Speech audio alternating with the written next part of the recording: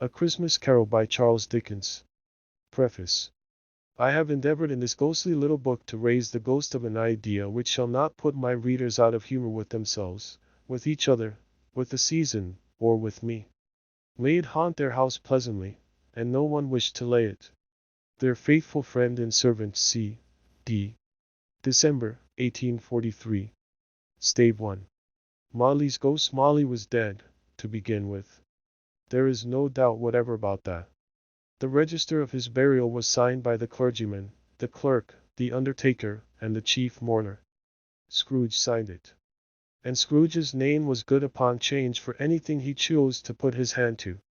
Old Marley was as dead as a doornail. Mind! I don't mean to say that I know of my own knowledge what there is particularly dead about a doornail. I might have been inclined, myself, to regard a coffin nail as the deadest piece of ironmongery in the trade. But the wisdom of our ancestors is in the simile, and my unhallowed hands shall not disturb it, or the country's done for. You will, therefore, permit me to repeat, emphatically, that Marley was as dead as a doornail. Scrooge knew he was dead? Of course he did. How could it be otherwise? Scrooge and he were partners for I don't know how many years. Scrooge was his sole executor, his sole administrator, his sole assign, his sole residuary legatee, his sole friend, and sole mourner. And even Scrooge was not so dreadfully cut up by the sad event but that he was an excellent man of business on the very day of the funeral, and solemnized it with an undoubted bargain. The mention of Marley's funeral brings me back to the point I started from.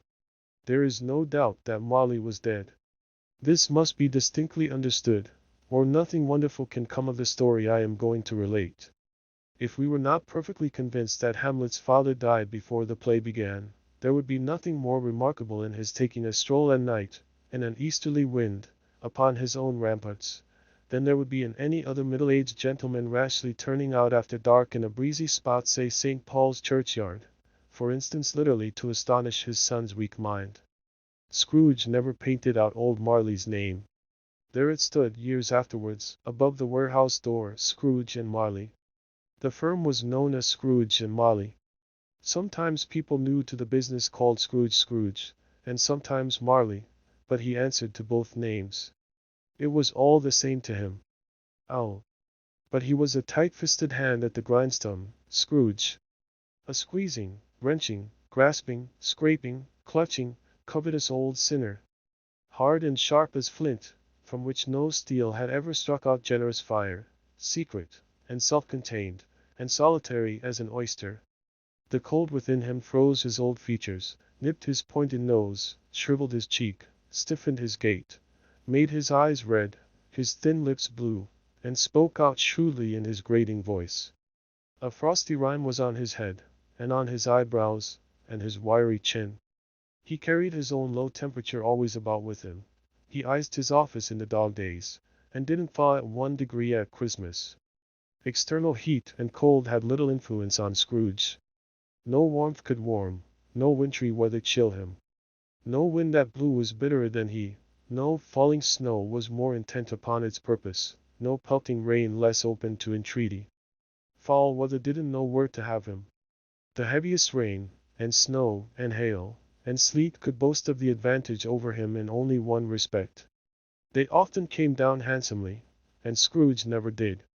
Nobody ever stopped him in the street to say, with gladsome looks, "My dear Scrooge, how are you? When will you come to see me?"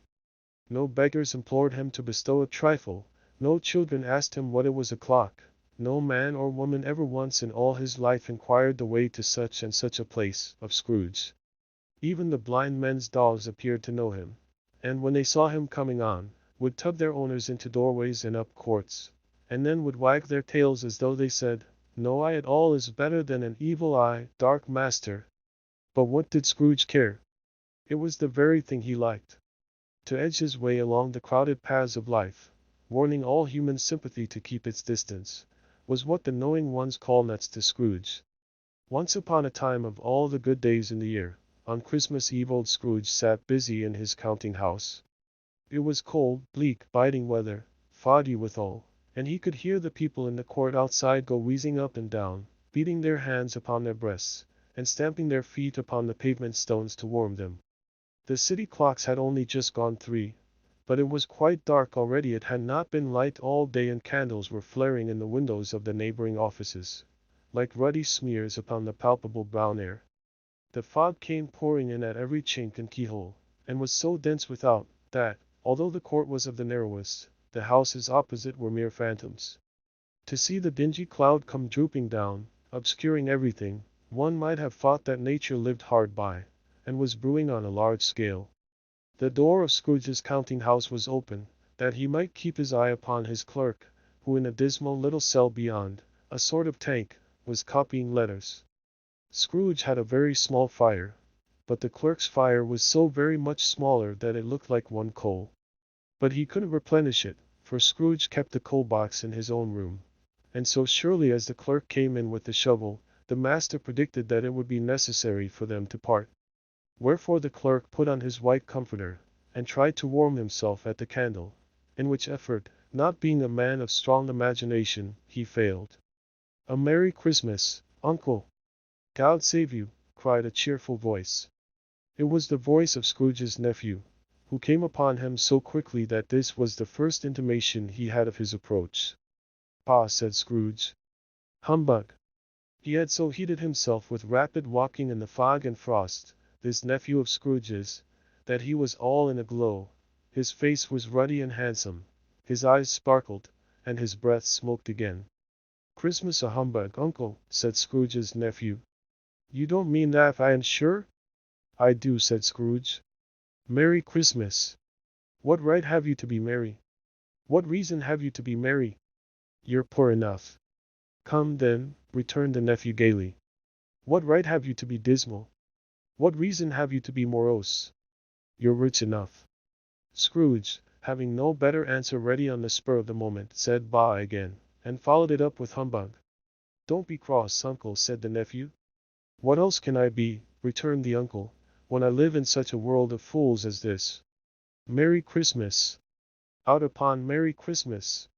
What's Christmas time to you but a time for paying bills without money, a time for finding yourself a year older, and not an hour richer, a time for balancing your books, and having every item in them through a round dozen of months presented dead against you?" "If I could work my will," said Scrooge indignantly, "every idiot who goes about with 'Merry Christmas' on his lips should be boiled with his own pudding, and buried with a stake of holly through his heart." "He should." "Uncle," pleaded the nephew. "Nephew," returned the uncle sternly, "keep Christmas in your own way, and let me keep it in mine." "Keep it," repeated Scrooge's nephew. "But you don't keep it." "Let me leave it alone, then," said Scrooge. "Much good may it do you. Much good it has ever done you." "There are many things from which I might have derived good, by which I have not profited, I dare say," returned the nephew, "Christmas among the rest.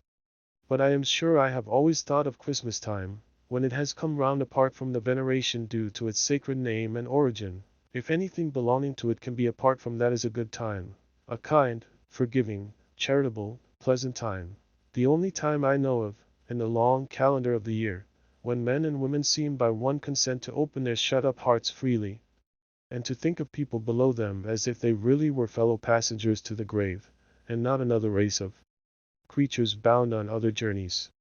And therefore, Uncle, though it has never put a scrap of gold or silver in my pocket, I believe that it has done me good and will do me good, and I say, God bless it." The clerk in the tank involuntarily applauded. Becoming immediately sensible of the impropriety, he poked the fire, and extinguished the last frail spark forever. "Let me hear another sound from you," said Scrooge, "and you'll keep your Christmas by losing your situation. You're quite a powerful speaker, sir," he added, turning to his nephew. "I wonder you don't go into Parliament. Don't be angry, Uncle. Come. Dine with us tomorrow." Scrooge said that he would see him. Yes, indeed he did. He went the whole length of the expression, and said that he would see him in that extremity first. "But why?" cried Scrooge's nephew. "Why? Why did you get married?" said Scrooge. "Because I fell in love." "Because you fell in love," growled Scrooge, as if that were the only one thing in the world more ridiculous than a Merry Christmas. "Good afternoon." "Nay, Uncle, But you never came to see me before that happened. Why give it as a reason for not coming now? Good afternoon, said Scrooge. I want nothing from you. I ask nothing of you. Why cannot we be friends? Good afternoon, said Scrooge. I am sorry, with all my heart, to find you so resolute. We have never had any quarrel to which I have been a party. But I have made the trial in homage to Christmas, and I'll keep my Christmas humor to the last. So a Merry Christmas, Uncle. Good afternoon, said Scrooge. And a Happy New Year. Good afternoon, said Scrooge. His nephew left the room without an angry word, notwithstanding. He stopped at the outer door to bestow the greetings of the season on the clerk, who, cold as he was warmer than Scrooge, for he returned them cordially. There's another fellow, muttered Scrooge, who overheard him, my clerk, with 15 shillings a week, and a wife and family, talking about a Merry Christmas. I'll retire to Bedlam. This lunatic, in letting Scrooge's nephew out, had let 2 other people in. They were portly gentlemen, pleasant to behold, and now stood, with their hats off, in Scrooge's office. They had books and papers in their hands, and bowed to him. Scrooge and Marley's, I believe, said one of the gentlemen, referring to his list. Have I the pleasure of addressing Mr. Scrooge, or Mr. Marley? Mr. Marley has been dead these 7 years, Scrooge replied. He died 7 years ago, this very night. We have no doubt his liberality is well represented by his surviving partner, said the gentleman, presenting his credentials. It certainly was, for they have been 2 kindred spirits. At the ominous word liberality, Scrooge frowned, and shook his head, and handed the credentials back. At this festive season of the year, Mr. Scrooge, said the gentleman, taking up a pen, it is more than usually desirable that we should make some slight provision for the poor and destitute, who suffer greatly at the present time. Many thousands are in want of common necessaries. Hundreds of thousands are in want of common comforts, sir. Are there no prisons? Asked Scrooge. Plenty of prisons, said the gentleman, laying down the pen again. And the union workhouses? Demanded Scrooge. Are they still in operation? They are. Still, returned the gentleman, I wish I could say they were not. The treadmill and the poor law are in full vigor then, said Scrooge. Both very busy, sir. Oh. I was afraid, from what you said at first, that something had occurred to stop them in their useful course, said Scrooge. I am very glad to hear it. Under the impression that they scarcely furnish Christian cheer of mind or body to the multitude, returned the gentleman, a few of us are endeavoring to raise a fund to buy the poor some meat and drink, and means of warmth. We choose this time, because it is a time, of all others, when want is keenly felt, and abundance rejoices. What shall I put you down for? Nothing, Scrooge replied. You wish to be anonymous? I wish to be left alone, said Scrooge. Since you ask me what I wish, gentlemen, that is my answer. I don't make merry myself at Christmas, and I can't afford to make idle people merry. I help to support the establishments I have mentioned. They cost enough, and those who are badly off must go there. Many can't go there, and many would rather die. If they would rather die, said Scrooge, they had better do it, and decrease the surplus population. Besides, excuse me, I don't know that. But you might know it, observed the gentleman. It's not my business, Scrooge returned. It's enough for a man to understand his own business, and not to interfere with other people's. Mine occupies me constantly. Good afternoon, gentlemen. Seemed clearly that it would be useless to pursue their point. The gentleman withdrew. Scrooge resumed his labors with an improved opinion of himself, and in a more facetious temper than was usual with him. Meanwhile the fog and darkness thickened so that people ran about with flaring lamps, proffering their services to go before horses and carriages, and conduct them on their way.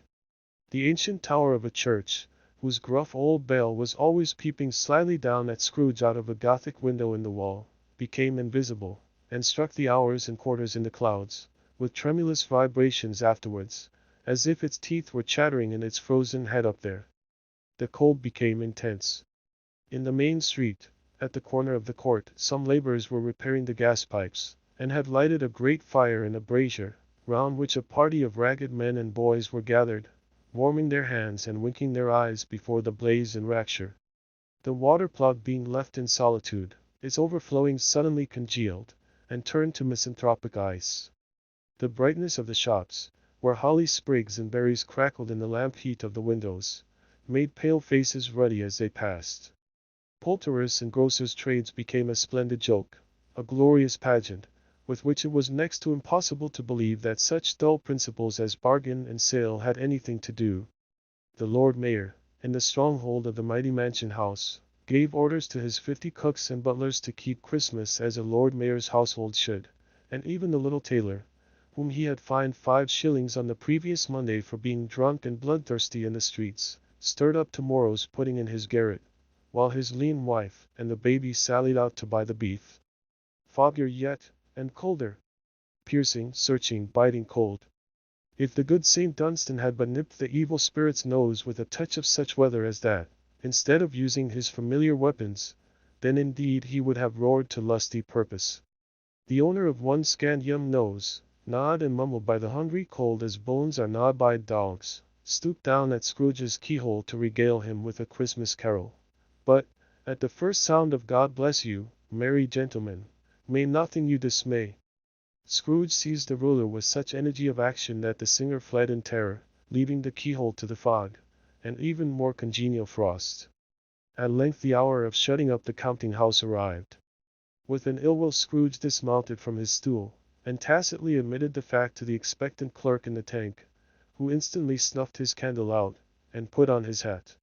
"You want all day tomorrow, I suppose?" said Scrooge. "If quite convenient, sir."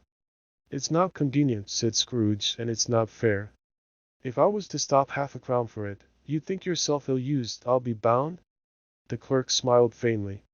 "And yet," said Scrooge, "you don't think me ill-used when I pay a day's wages for no work." The clerk observed that it was only once a year.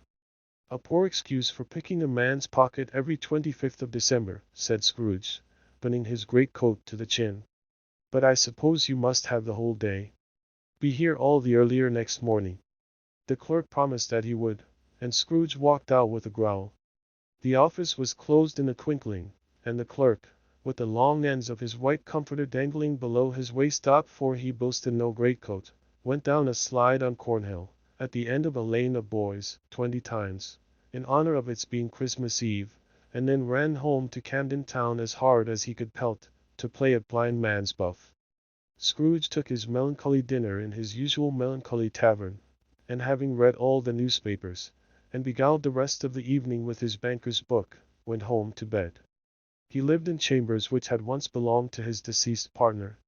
They were a gloomy suite of rooms, and a lowering pile of building up a yard, where it had so little business to be, that one could scarcely help fancying it must have run there when it was a young house, playing at hide-and-seek with other houses, and have forgotten the way out again.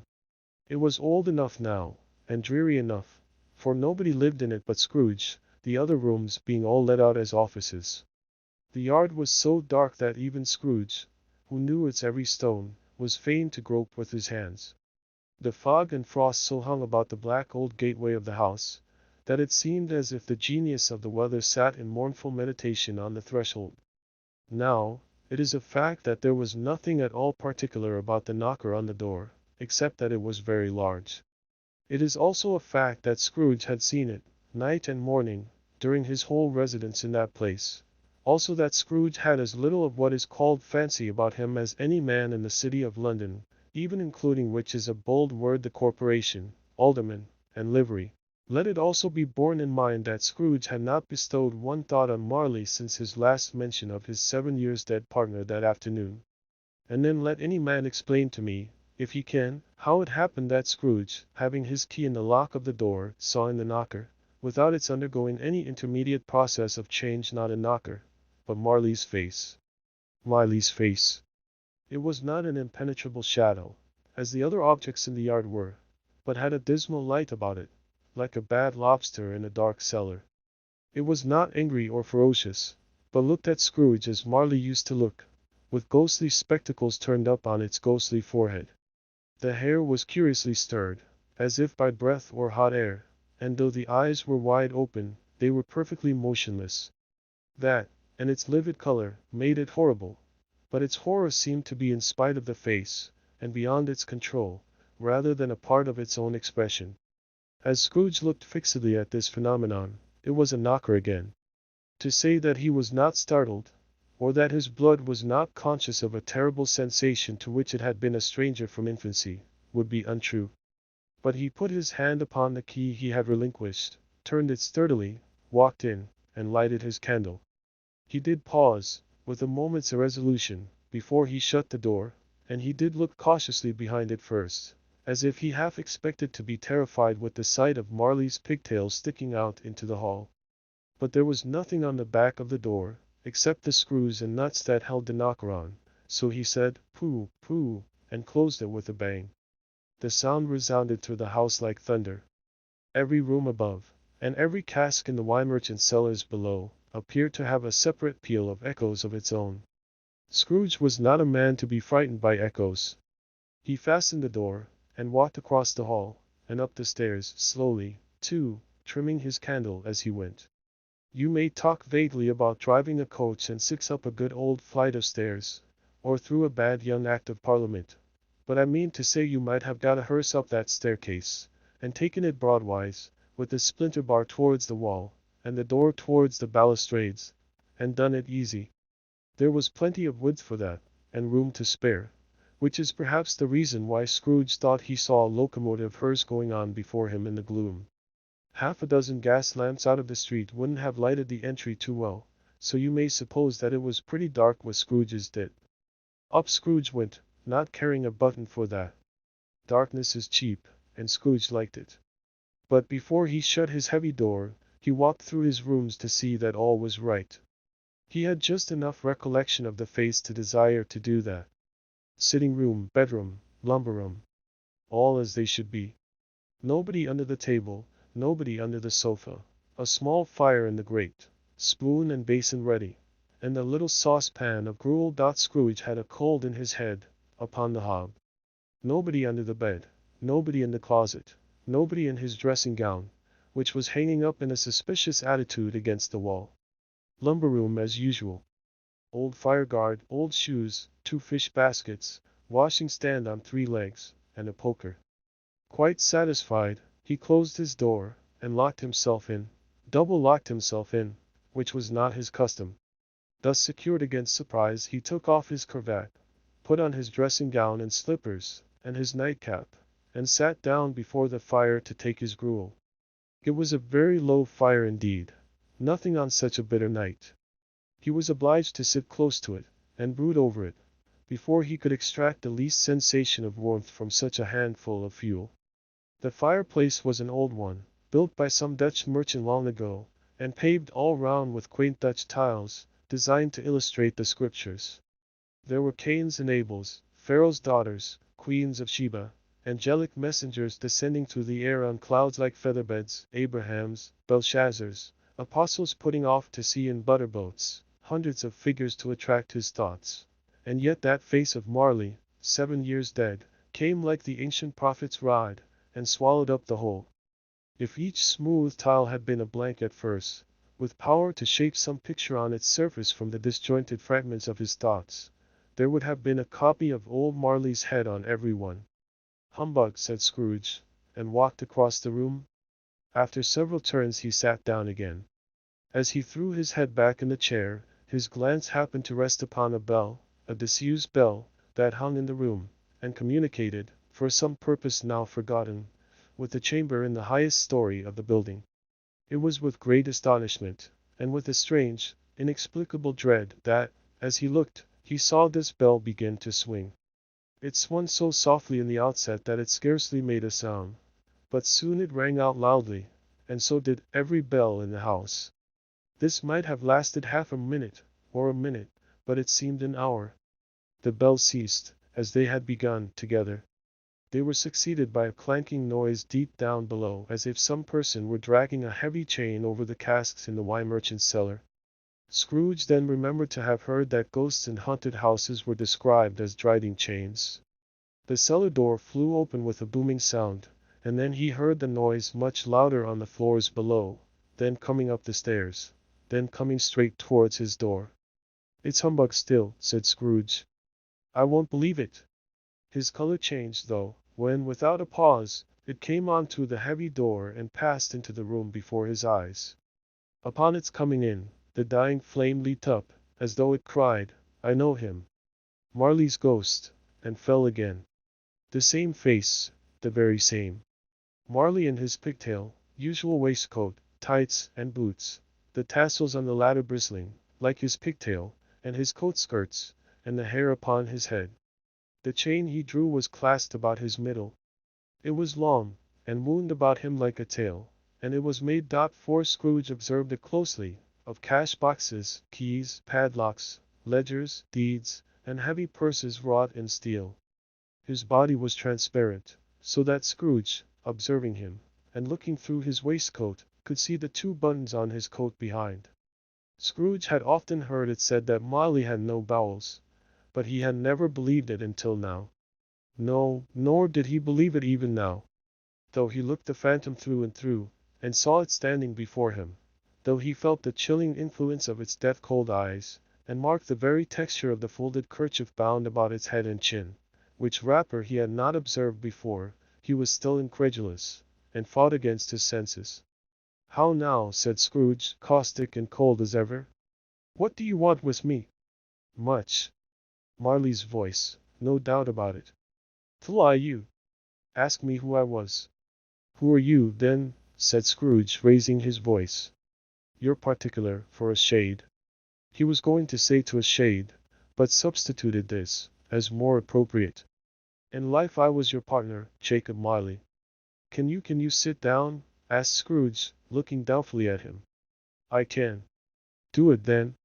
Scrooge asked the question, because he didn't know whether a ghost so transparent might find himself in a condition to take a chair, and felt that in the event of its being impossible, it might involve the necessity of an embarrassing explanation.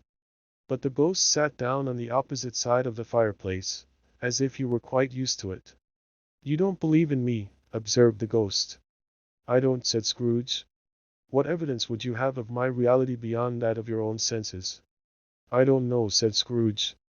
"Why do you doubt your senses?" "Because," said Scrooge, "a little thing affects them. A slight disorder of the stomach makes them cheats. You may be an undigested bit of beef, a blot of mustard, a crumb of cheese, a fragment of an underdone potato. There's more of gravy than of grave about you, whatever you are." Scrooge was not much in the habit of cracking jokes, nor did he feel in his heart by any means waggish then. The truth is, that he tried to be smart, as a means of distracting his own attention, and keeping down his terror, for the spectre's voice disturbed the very marrow in his bones. To sit staring at those fixed, glazed eyes in silence, for a moment, would play, Scrooge felt, the very deuce with him. There was something very awful, too, in the spectre's being provided with an infernal atmosphere of his own. Scrooge could not feel it himself, but this was clearly the case, for though the ghost sat perfectly motionless, its hair, and skirts, and tassels were still agitated as by the hot vapor from an oven. "You see this toothpick?" said Scrooge, returning quickly to the charge, for the reason just assigned, and wishing, though it were only for a second, to divert the vision's stony gaze from himself. "I do," replied the ghost. "You are not looking at it," said Scrooge. "But I see it," said the ghost, notwithstanding. "Well," returned Scrooge, "I have but to swallow this, and be for the rest of my days persecuted by a legion of goblins, all of my own creation. Humbug, I tell you, humbug." At this the spirit raised a frightful cry, and shook its chain with such a dismal and appalling noise, that Scrooge held on tight to his chair, to save himself from falling in a swoon. But how much greater was his horror when the phantom, taking off the bandage round his head, as if it were too warm to wear indoors, its lower jaw dropped down upon its breast. Scrooge fell upon his knees, and clasped his hands before his face. "Mercy," he said. "Dreadful apparition, why do you trouble me?" "Man of the worldly mind," replied the ghost, "do you believe in me or not?" "I do," said Scrooge, "I must." "But why do spirits walk the earth, and why do they come to me?" "It is required of every man," the ghost returned, "that the spirit within him should walk abroad among his fellow men, and travel far and wide, and if that spirit goes not forth in life, it is condemned to do so after death." It is doomed to wander through the world, oh, woe is me, and witness what it cannot share, but might have shared on earth, and turned to happiness. Again the spectre raised a cry, and shook its chain and wrung its shadowy hands. You are fettered, said Scrooge, trembling. Tell me why. I were the chain I forged in life, replied the ghost. I made it link by link, and yard by yard. I girded it on of my own free will, and of my own free will I wore it. Is its pattern strange to you? Scrooge trembled more and more.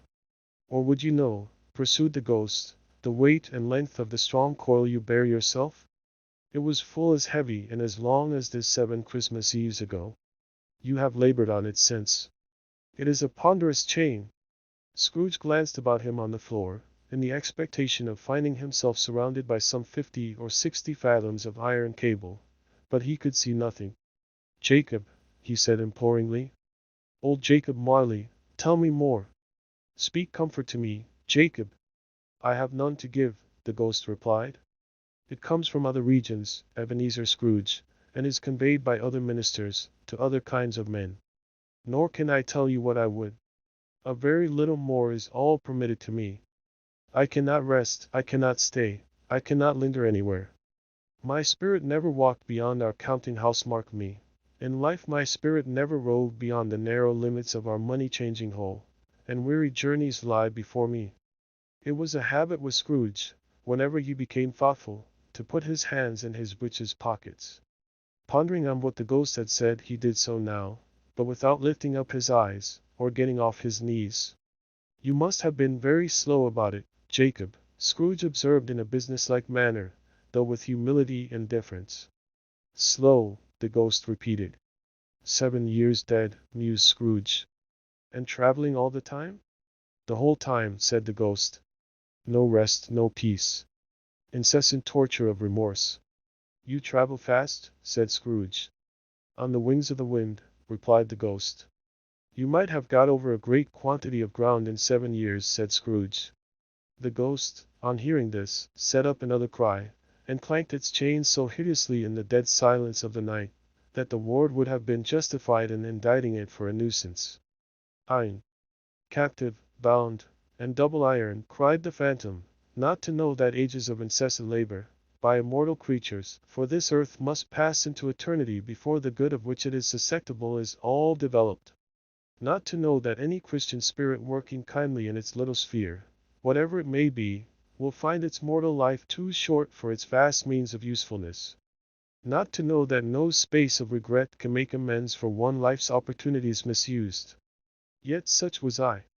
Oh, such was I. But you were always a good man of business, Jacob, faltered Scrooge, who now began to apply this to himself. Business, cried the ghost, wringing its hands again. Mankind was my business. The common welfare was my business. Charity, mercy, forbearance, and benevolence were all my business.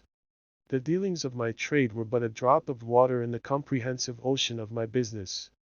It held up its chain at arm's length, as if that were the cause of all its unavailing grief, and flung it heavily upon the ground again. At this time of the rolling year, the spectre said, I suffer most. Why did I walk through crowds of fellow beings with my eyes turned down, and never raise them to that blessed star which led the wise men to a poor abode? Were there no poor homes to which its light would have conducted me? Scrooge was very much dismayed to hear the spectre going on at this rate, and began to quake exceedingly. Hear me, cried the ghost. My time is nearly gone. I will, said Scrooge. But don't be hard upon me. Don't be flowery, Jacob. Pray. How it is that I appear before you in a shape that you can see, I may not tell. I have sat invisible beside you many and many a day. It was not an agreeable idea. Scrooge shivered, and wiped the perspiration from his brow. That is no light part of my penance, pursued the ghost. I am here tonight to warn you that you have yet a chance and hope of escaping my fate. A chance and hope of my procuring, Ebenezer. You were always a good friend to me, said Scrooge. Thank ye. You will be haunted, resumed the ghost, by 3 spirits. Scrooge's countenance fell almost as low as the ghost's had done. Is that the chance and hope you mentioned, Jacob? He demanded in a faltering voice. It is. "I think I'd rather not," said Scrooge. "Without their visits," said the ghost, "you cannot help to shun the path I tread. Expect the first tomorrow when the bell tolls one." "Couldn't I take 'em all at once, and have it over, Jacob?" hinted Scrooge. "Expect the second on the next night at the same hour. The third, upon the next night when the last stroke of 12 has ceased to vibrate. Look to see me no more, and look that, for your own sake, you remember what has passed between us." When it had said these words, the spectre took its wrapper from the table, and bound it round its head as before. Scrooge knew this by the smart sound its teeth made when the jaws were brought together by the bandage. He ventured to raise his eyes again, and found his supernatural visitor confronting him in an erect attitude, with its chain wound over and about its arm. The apparition walked backward from him, and at every step it took, the window raised itself a little, so that, when the spectre reached it, it was wide open. It beckoned Scrooge to approach, which he did. When they were within 2 paces of each other, Marley's ghost held up its hand, warning him to come no nearer. Scrooge stopped. Not so much in obedience as in surprise and fear, for, on the raising of the hand, he became sensible of confused noises in the air, incoherent sounds of lamentation and regret, wailings inexpressibly sorrowful and self-accusatory. The spectre, after listening for a moment, joined in the mournful dirge, and floated out upon the bleak, dark night. Scrooge followed to the window, desperate in his curiosity. He looked out. The air was filled with phantoms, wandering hither and thither in restless haste, and moaning as they went. Every one of them wore chains like Marley's ghost. Some few doubt they might be guilty governments, were linked together, none were free. Many had been personally known to Scrooge in their lives. He had been quite familiar with one old ghost in a white waistcoat, with a monstrous iron safe attached to its ankle, who cried piteously at being unable to assist a wretched woman with an infant, whom it saw below upon a doorstep. The misery with them all was clearly, that they sought to interfere, for good, in human matters, and had lost the power forever. Whether these creatures faded into mist, or mist enshrouded them, he could not tell. But they and their spirit voices faded together, and the night became as it had been when he walked home. Scrooge closed the window, and examined the door by which the ghost had entered. It was double-locked, as he had locked it with his own hands, and the bolts were undisturbed. He tried to say humbug, but stopped at the first syllable. And being, from the emotions he had undergone, or the fatigues of the day, or his glimpse of the invisible world, or the dull conversation of the ghost, or the lateness of the hour, much in need of repose, went straight to bed without undressing, and fell asleep upon the instant. Stave 2. The first of the 3 spirits. When Scrooge awoke it was so dark, that, looking out of bed, he could scarcely distinguish the transparent window from the opaque walls of his chamber. He was endeavoring to pierce the darkness with his ferret eyes, when the chimes of a neighboring church struck the 4 quarters. So he listened for the hour. To his great astonishment, the heavy bell went on from 6 to 7, and from 7 to 8, and regularly up to 12, then stopped. 12. It was past 2 when he went to bed. The clock was wrong. An icicle must have got into the works. 12. He touched the spring of his repeater, to correct this most preposterous clock. Its rapid little pulse beat 12, and stopped. "Why, it isn't possible," said Scrooge, "that I can have slept through a whole day and far into another night. It isn't possible that anything has happened to the sun, and this is 12 at noon." The idea being an alarming one, he scrambled out of bed, and groped his way to the window. He was obliged to rub the frost off with the sleeve of his dressing gown before he could see anything, and could see very little then. All he could make out was, that it was still very foggy and extremely cold, and that there was no noise of people running to and fro, and making a great stir, as there unquestionably would have been if night had beaten off bright day, and taken possession of the world. This was a great relief, because 3 days after sight of this first of exchange paid to Mr. Ebenezer Scrooge or his order, and so forth, would have become a mere United States security if there were no days to count by. Scrooge went to bed again, and thought, and thought, and thought it over and over, and could make nothing of it. The more he thought, the more perplexed he was, and, the more he endeavored not to think, the more he thought. Marley's ghost bothered him exceedingly. Every time he resolved within himself, after mature inquiry, that it was all a dream, his mind flew back again, like a strong spring release, to its first position, and presented the same problem to be worked all through: was it a dream or not? Scrooge lay in this state until the chime had gone 3/4 more, when he remembered, on a sudden, that the ghost had warned him of a visitation when the bell tolled 1. He resolved to lie awake until the hour was past, and considering that he could no more go to sleep than go to heaven, this was, perhaps, the wisest resolution in his power. The quarter was so long, that he was more than once convinced he must have sunk into a doze unconsciously, and missed the clock. At length it broke upon his listening ear. Ding dong! 1/4 past, said Scrooge, counting. Ding dong! 1/2 past, said Scrooge. Ding dong! 1/4 to it, said Scrooge. Ding dong! The hour itself, said Scrooge triumphantly, and nothing else. He spoke before the hour bell sounded, which it now did with a deep, dull, hollow, melancholy one. Light flashed up in the room upon the instant, and the curtains of his bed were drawn. The curtains of his bed were drawn aside, I tell you, by a hand. Not the curtains at his feet, nor the curtains at his back, but those to which his face was addressed.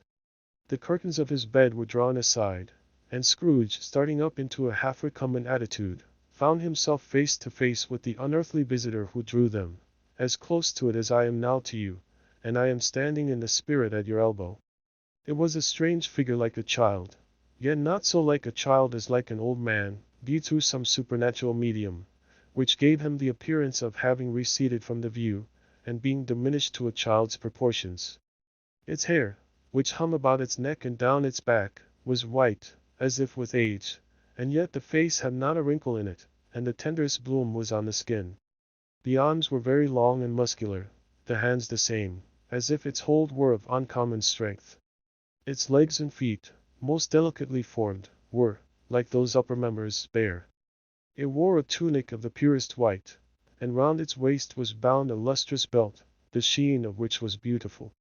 It held a branch of fresh green holly in its hand, and in singular contradiction of that wintry emblem, had its dress trimmed with summer flowers. But the strangest thing about it was, that from the crown of its head there sprang a bright clear jet of light, by which all this was visible, and which was doubtless the occasion of its using, in its duller moments, a great extinguisher for a cap, which it now held under its arm. Even this, though, when Scrooge looked at it with increasing steadiness, was not its strangest quality. For, as its belt sparkled and glittered, now in one part, and now in another, and what was light one instant at another time was dark, so the figure itself fluctuated in its distinctness, being now a thing with one arm, now with one leg, now with 20 legs, now a pair of legs without a head, now a head without a body, of which dissolving parts no outline would be visible in the dense gloom wherein they melted away. And in the very wonder of this, it would be itself again, distinct and clear as ever. "Are you the spirit, sir, whose coming was foretold to me?" asked Scrooge. "I am." The voice was soft and gentle, singularly low, as if, instead of being so close behind him, it were at a distance. "Who and what are you?" Scrooge demanded. "I am the ghost of Christmas past." "Long past?" inquired Scrooge, observant of its dwarfish stature. "No. Your past." Perhaps Scrooge could not have told anybody why, if anybody could have asked him, but he had a special desire to see the spirit in his cap, and begged him to be covered. "What!" exclaimed the ghost, "would you so soon put out, with worldly hands, the light I give? Is it not enough that you are one of those whose passions made this cap, and force me through whole trains of years to wear it low upon my brow?" Scrooge reverently disclaimed all intention to offend or any knowledge of having wilfully bonneted the spirit at any period of his life. He then made bold to inquire what business brought him there. "Your welfare," said the ghost. Scrooge expressed himself much obliged, but could not help thinking that a night of unbroken rest would have been more conducive to that end. The spirit must have heard him thinking, for it said immediately, "Your reclamation, then. Take heed." It put out its strong hand as it spoke, and clasped him gently by the arm. "Rise, and walk with me." It would have been in vain for Scrooge to plead that the weather and the hour were not adapted to pedestrian purposes. That bed was warm, and the thermometer a long way below freezing, that he was clad but lightly in his slippers, dressing gown, and nightcap, and that he had a cold upon him at that time. The grasp, though gentle as a woman's hand, was not to be resisted. He rose, but finding that the spirit made towards the window, clasped its robe in supplication. "I am immortal," Scrooge remonstrated, "and liable to fall." "Bear but a touch of my hand there," said the spirit, laying it upon his heart, "and you shall be upheld in more than this." As the words were spoken, they passed to the wall, and stood upon an open country road, with fields on either hand. The city had entirely vanished. Not a vestige of it was to be seen. The darkness and the mist had vanished with it, for it was a clear, cold, winter day, with snow upon the ground. "Good heavens!" said Scrooge, clasping his hands together, as he looked about him. "I was bred in this place. I was a boy here." The spirit gazed upon him mildly. Its gentle touch, though it had been light and instantaneous, appeared still present to the old man's sense of feeling. He was conscious of 1,000 odors floating in the air, each one connected with 1,000 thoughts, and hopes, and joys, and cares long, long forgotten. "Your lip is trembling," said the ghost. "And what is that upon your cheek?" Scrooge muttered, with an unusual catching in his voice, that it was a pimple, and begged the ghost to lead him where he would. "You recollect the way?" inquired the spirit. "Remember it," cried Scrooge with fervor. "I could walk it blindfold." "Strange to have forgotten it for so many years," observed the ghost. "Let us go on."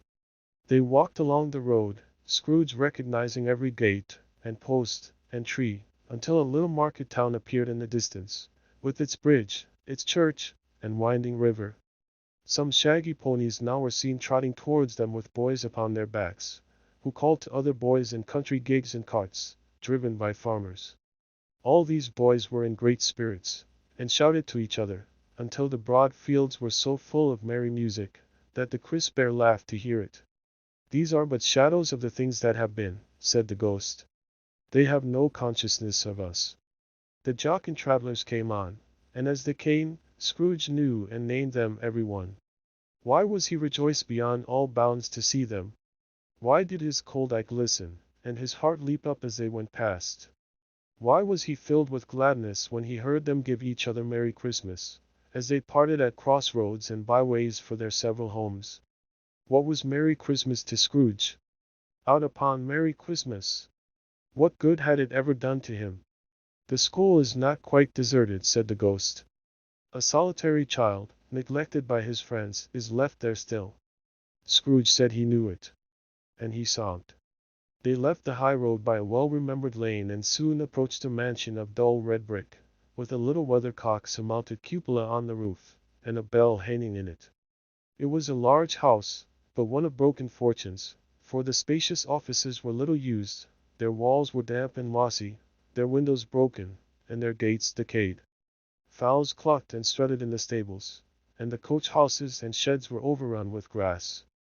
Nor was it more retentive of its ancient state within, for, entering the dreary hall, and glancing through the open doors of many rooms, they found them poorly furnished, cold, and vast. There was an earthy savor in the air, a chilly bareness in the place, which associated itself somehow with too much getting up by candlelight, and not too much to eat. They went, the ghost and Scrooge, across the hall, to a door at the back of the house. It opened before them, and disclosed a long, bare, melancholy room, made barer still by lines of plain deal forms and desks. At one of these a lonely boy was reading near a feeble fire, and Scrooge sat down upon a form, and wept to see his poor forgotten self as he had used to be.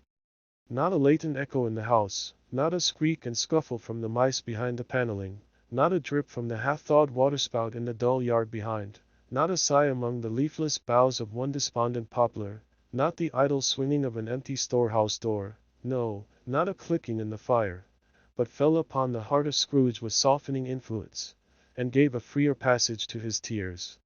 The spirit touched him on the arm, and pointed to his younger self, intent upon his reading. Suddenly a man in foreign garments, wonderfully real and distinct to look at, stood outside the window, with an axe stuck in his belt, and leading by the bridle an ass laden with wood. "Why, it's Ali Baba!" Scrooge exclaimed in ecstasy. "It's dear old honest Ali Baba." "Yes, yes, I know. One Christmas time, when yonder solitary child was left here all alone, he did come, for the first time, just like that. Poor boy!" "And Valentine," said Scrooge, "and his wild brother, Orson, there they go. And what's his name, who was put down in his drawers, asleep, at the gate of Damascus, don't you see him? And the Sultan's groom turned upside down by the genii, there he is upon his head. Serve him right. I'm glad of it. What business had he to be married to the princess?" To hear Scrooge expending all the earnestness of his nature on such subjects, in a most extraordinary voice between laughing and crying, and to see his heightened and excited face, would have been a surprise to his business friends in the city, indeed. "There's the parrot," cried Scrooge. "Green body and yellow tail, with a thing like a lettuce growing out of the top of his head. There he is. Poor Robin Crusoe he called him, when he came home again after sailing round the island. Poor Robin Crusoe, where have you been, Robin Crusoe?" The man thought he was dreaming, but he wasn't. It was the parrot, you know. There goes Friday, running for his life to the little creek. Hello! Zolt! Halloo! Then, with a rapidity of transition very foreign to his usual character, he said, in pity for his former self, "Poor boy," and cried again. "I wish," Scrooge muttered, putting his hand in his pocket, and looking about him, after drying his eyes with his cuff, "but it's too late now." "What is the matter?" asked the spirit. "Nothing," said Scrooge. "Nothing. There was a boy singing a Christmas carol at my door last night. I should like to have given him something, that's all." The ghost smiled thoughtfully, and waved its hand, saying as it did so, "Let us see another Christmas." Scrooge's former self grew larger at the words, and the room became a little darker and more dirty. The panels shrunk, the windows cracked, fragments of plaster fell out of the ceiling, and the naked lads were shown instead. But how all this was brought about Scrooge knew no more than you do. He only knew that it was quite correct, that everything had happened so, that there he was, alone again, when all the other boys had gone home for the jolly holidays. He was not reading now, but walking up and down despairingly. Scrooge looked at the ghost, and with a mournful shaking of his head, glanced anxiously towards the door. It opened, and a little girl, much younger than the boy, came darting in, and putting her arms about his neck, and often kissing him, addressed him as her dear, dear brother. "I have come to bring you home, dear brother," said the child, clapping her tiny hands, and bending down to laugh. "To bring you home, home, home." "Home, little Fan?" returned the boy. "Yes," said the child, brimful of glee. "Home for good and all. Home for ever and ever. Father is so much kinder than he used to be, that home's like heaven. He spoke so gently to me one dear night when I was going to bed, that I was not afraid to ask him once more if you might come home, and he said yes, you should, and send me in a coach to bring you. And you're to be a man," said the child, opening her eyes, "and are never to come back here. But first we're to be together all the Christmas long, and have the merriest time in all the world." "You are quite a woman, little Fan," exclaimed the boy. She clapped her hands and laughed, and tried to touch his head, but being too little laughed again, and stood on tiptoe to embrace him. Then she began to drag him, in her childish eagerness, towards the door, and he, nothing loath to go, accompanied her. A terrible voice in the hall cried, "Bring down Master Scrooge's box, there," and in the hall appeared the schoolmaster himself, who glared on Master Scrooge with a ferocious condescension, and threw him into a dreadful state of mind by shaking hands with him. He then conveyed him and his sister into the veriest old well of a shivering best parlor that ever was seen, where the maps upon the wall, and the celestial and terrestrial globes in the windows, were waxy with cold.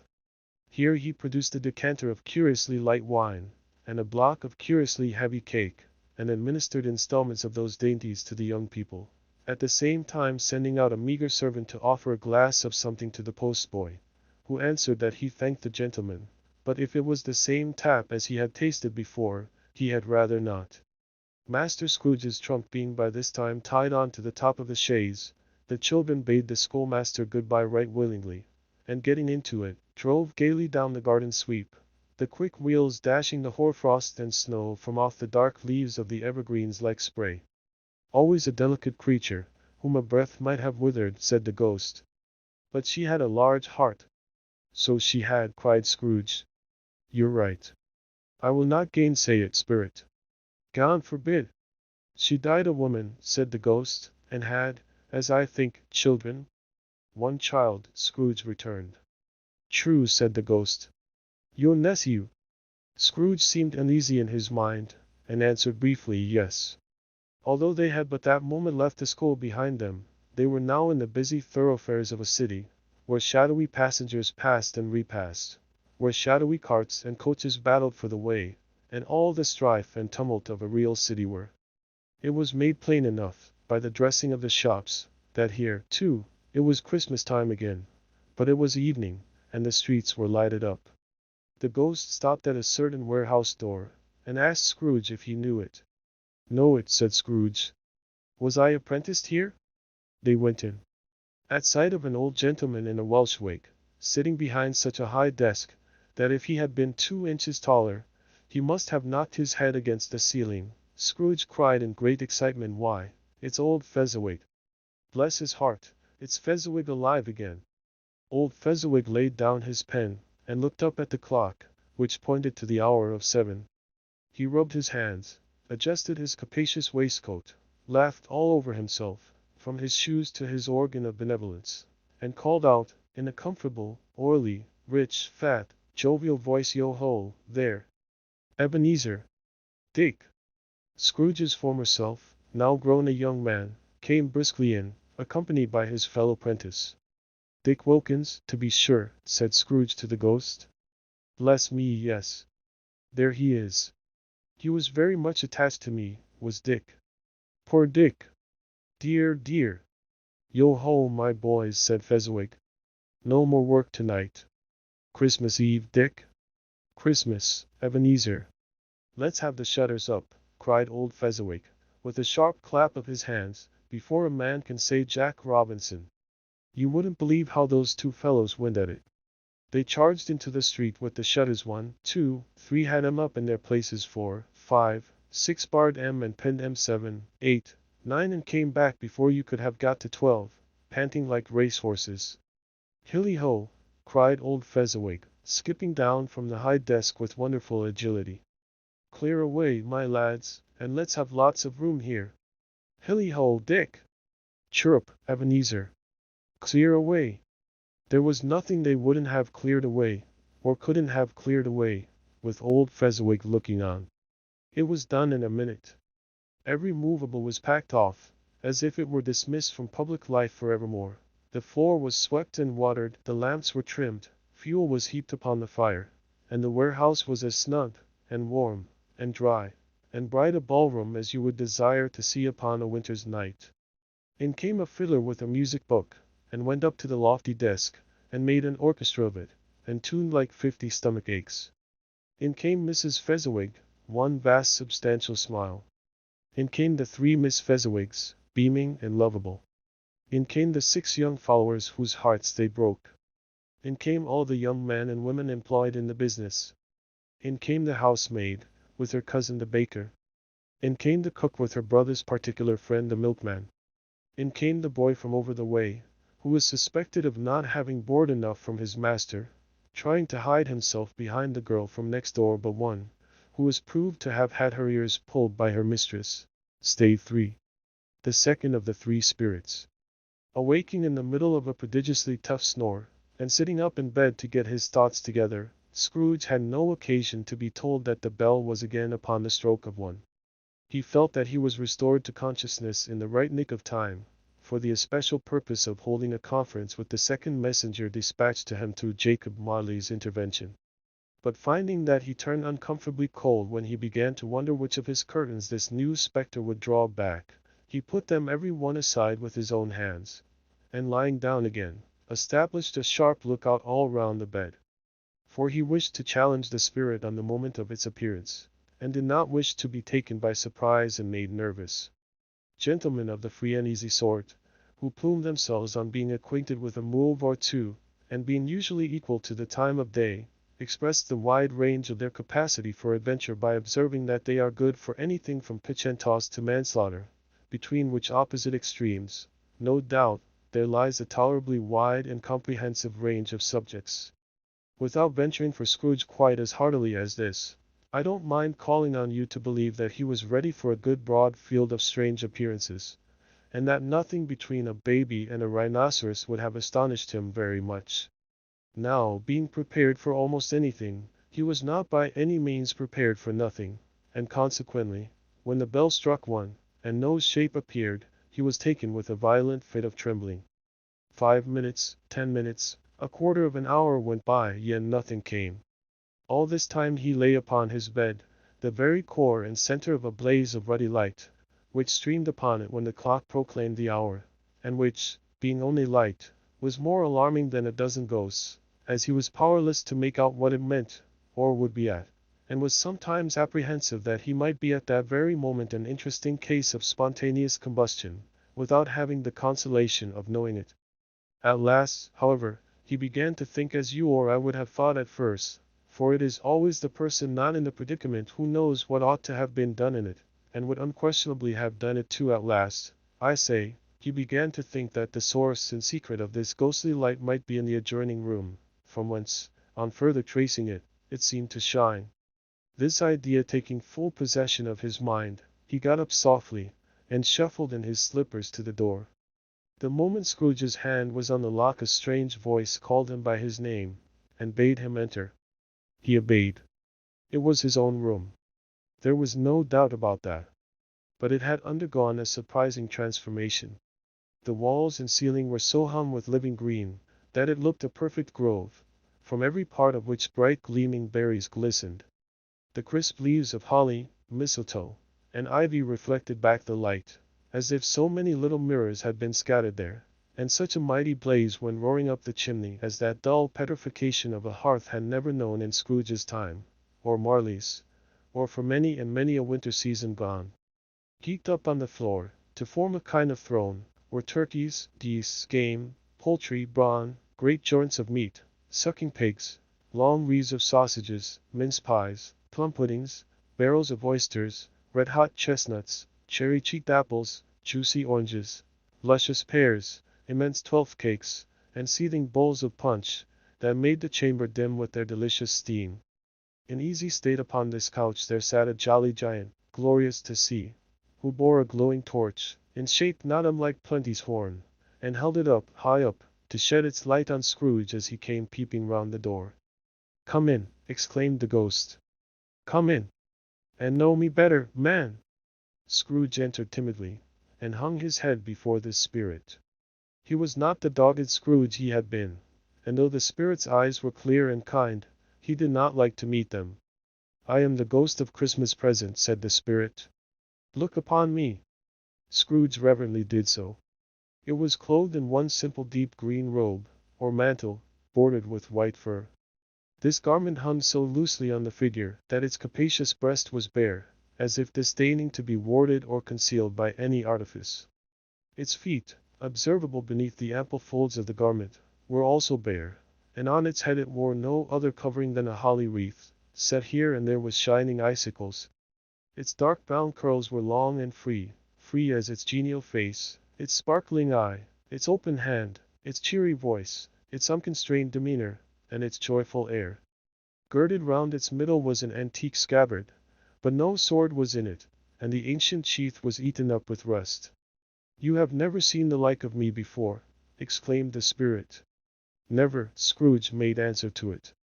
"Have never walked forth with the younger members of my family, meaning that for I am very young, my elder brothers born in these later years," pursued the phantom. "I don't think I have," said Scrooge.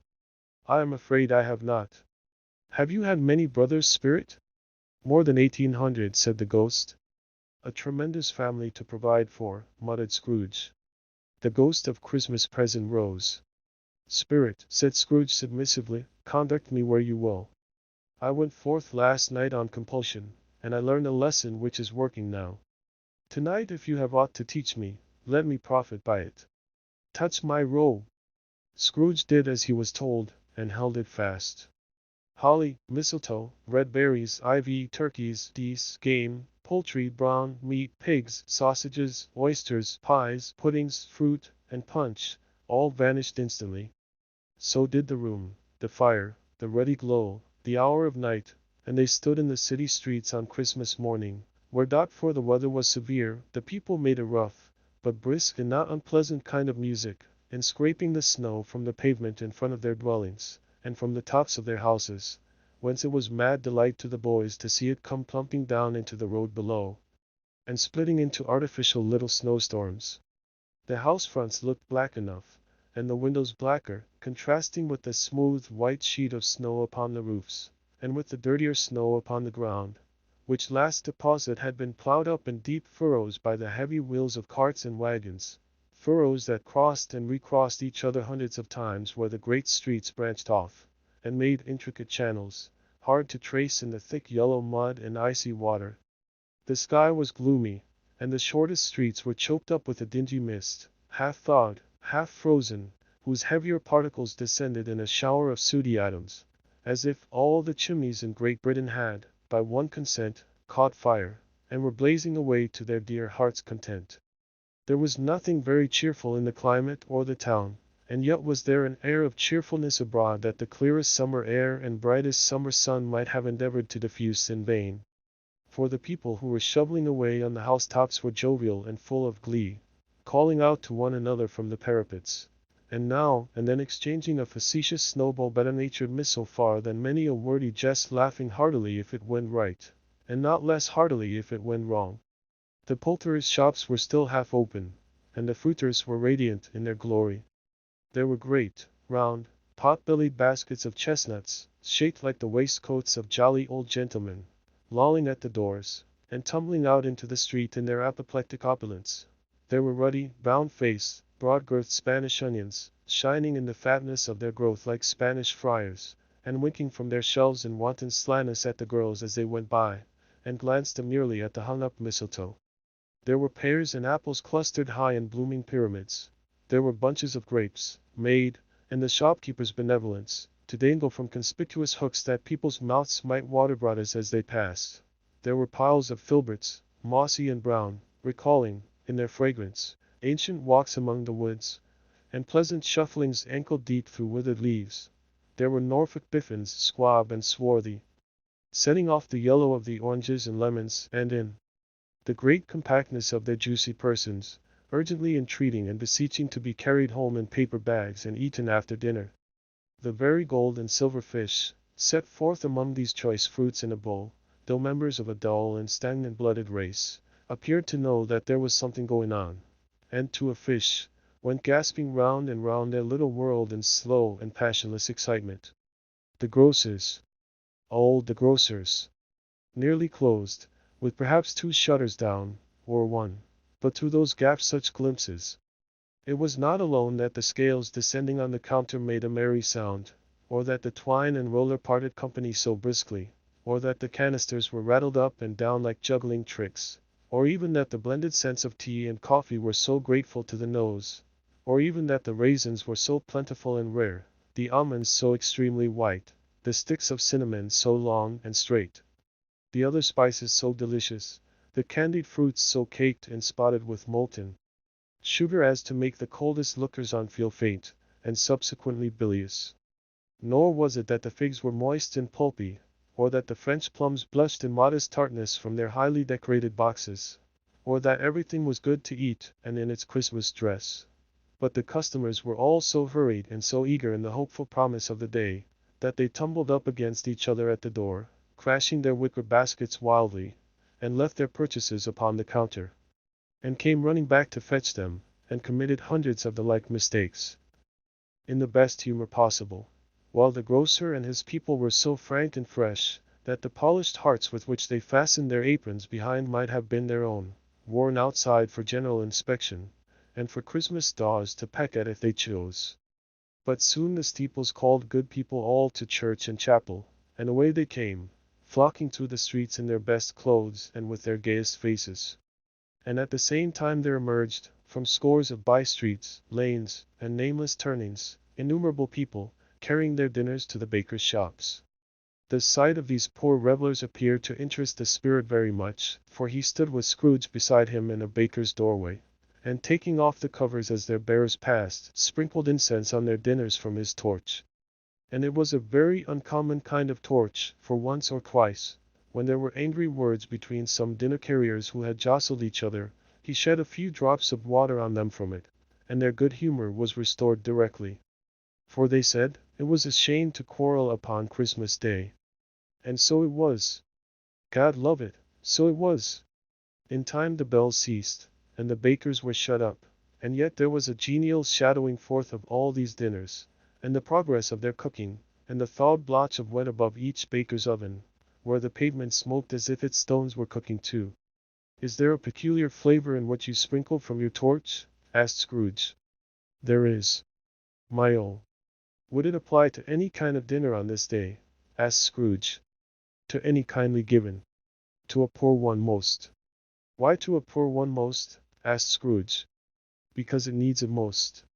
Spirit, said Scrooge, after a moment's thought, I wonder you, of all the beings in the many worlds about us, should desire to cramp these people's opportunities of innocent enjoyment.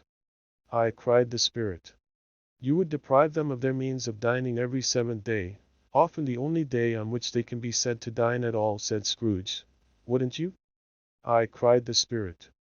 You seek to close these places on the seventh day, said Scrooge. And it comes to the same thing. I seek, exclaimed the spirit. Forgive me if I am wrong. It has been done in your name, or at least in that of your family, said Scrooge. There are some upon this earth of yours, returned the spirit, who lay claim to know us, and who do their deeds of passion, pride, ill will, hatred, envy, bigotry, and selfishness in our name, who are as strange to us, and all our kith and kin, as if they had never lived. Remember that, and charge their doings on themselves, not us. Scrooge promised that he would, and they went on, invisible, as they had been before, into the suburbs of the town. It was a remarkable quality of the ghost which Scrooge had observed at the baker's, that notwithstanding his gigantic size, he could accommodate himself to any place with ease, and that he stood beneath a low roof quite as gracefully and like a supernatural creature as it was possible he could have done in any lofty hall. And perhaps it was the pleasure the good spirit had in showing off this power of his, or else it was his own kind, generous, hearty nature, and his sympathy with all poor men, that led him straight to Scrooge's clerks. For there he went, and took Scrooge with him, holding to his robe, and on the threshold of the door the spirit smiled, and stopped to bless Bob Cratchit's dwelling with the sprinklings of his torch. Think of that! Bob had but 15 bob a week himself. He pocketed on Saturdays but 15 copies of his Christian name, and yet the ghost of Christmas present blessed his 4-roomed house. Then up rose Mrs. Cratchit, Cratchit's wife, dressed out but poorly in a twice-turned gown, but brave in ribbons, which are cheap, and make a goodly show for sixpence, and she laid the cloth, assisted by Belinda Cratchit, second of her daughters, also brave in ribbons, while Master Peter Cratchit plunged a fork into the saucepan of potatoes, and getting the corners of his monstrous shirt-collar Bob's private property, conferred upon his son and heir in honor of the day, into his mouth.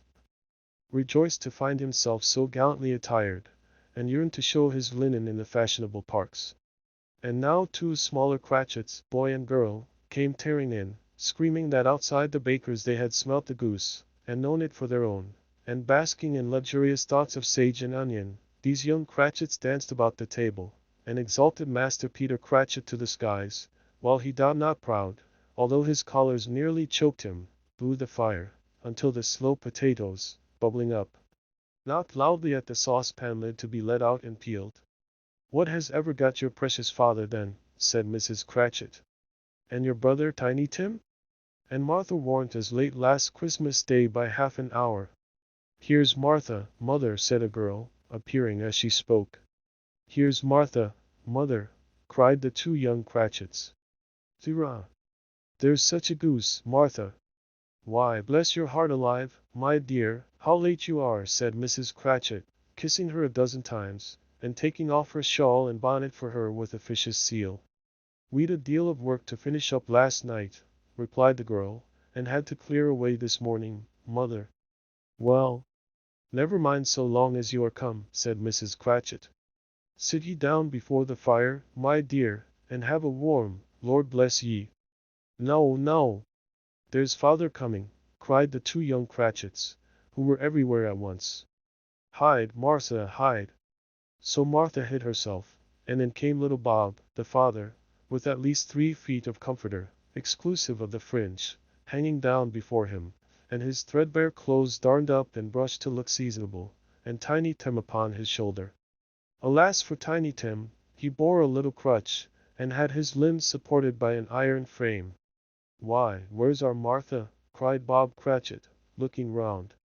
"Not coming," said Mrs. Cratchit. "Not coming," said Bob, with a sudden declension in his high spirits, for he had been Tim's blood horse all the way from church, and had come home rampant. "Not coming upon Christmas Day." Martha didn't like to see him disappointed, if it were only in joke, so she came out prematurely from behind the closet door, and ran into his arms, while the two young Cratchits hustled Tiny Tim, and bore him off into the wash-house, that he might hear the pudding singing in the copper. "And how did little Tim behave?"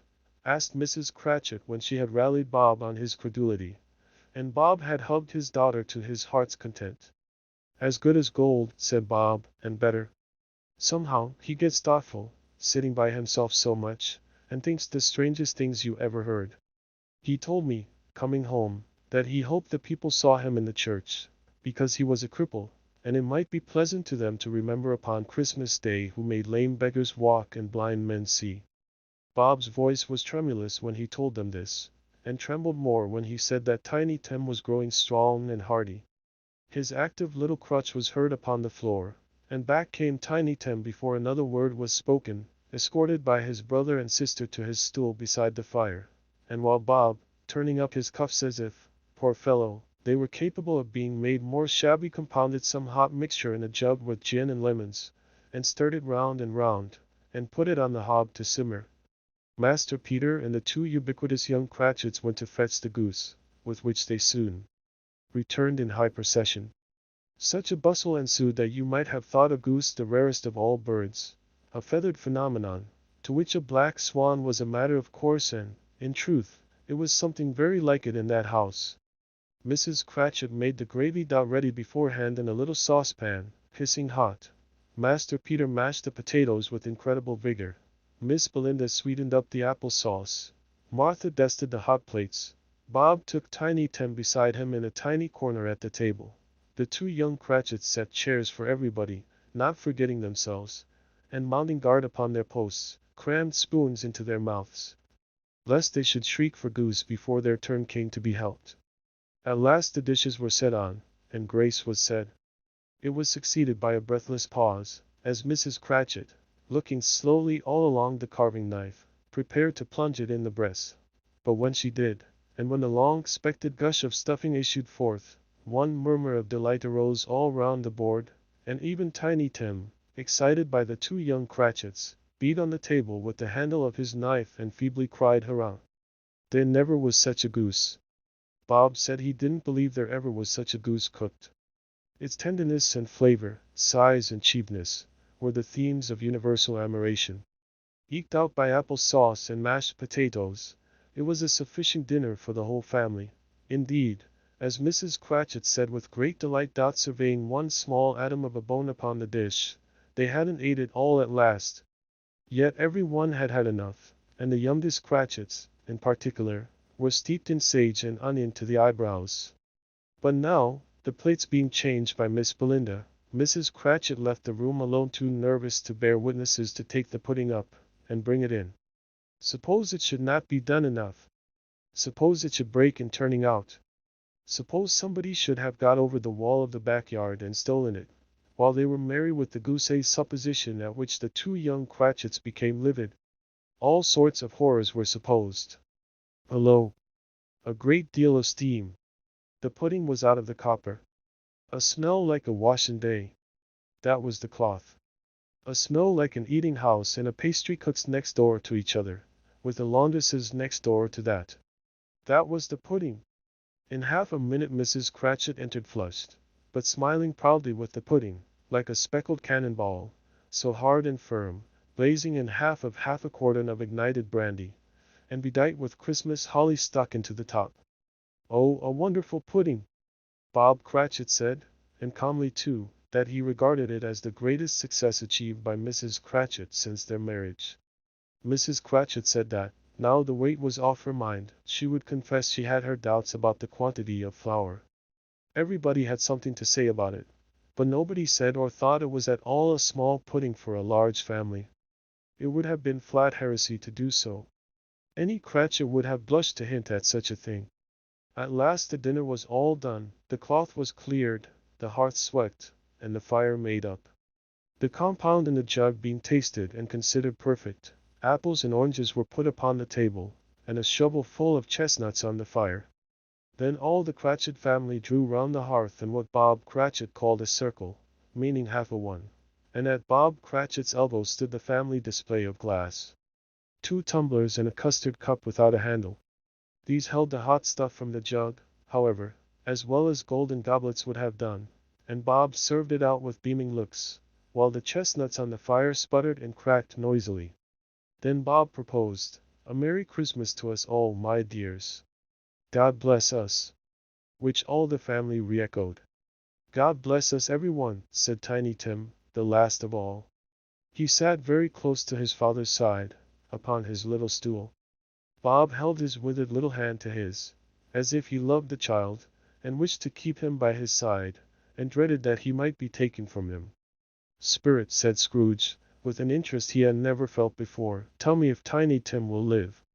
"I see a vacant seat," replied the ghost, "in the poor chimney corner, and a crutch without an owner, carefully preserved. If these shadows remain unaltered by the future, the child will die." "No, no," said Scrooge. "Oh no, kind spirit. Say he will be spared. If these shadows remain unaltered by the future, none other of my race return." The mention of his name cast a dark shadow on the party, which was not dispelled for full 5 minutes. After it had passed away they were 10 times merrier than before, from the mere relief of Scrooge the Baleful being done with. Bob Cratchit told them how he had a situation in his eye for Master Peter, which would bring in, if obtained, full 5 and 6 weekly. The 2 young Cratchits laughed tremendously at the idea of Peter's being a man of business, and Peter himself looked thoughtfully at the fire from between his collars, as if he were deliberating what particular investments he should favor when he came into the receipt of that bewildering income.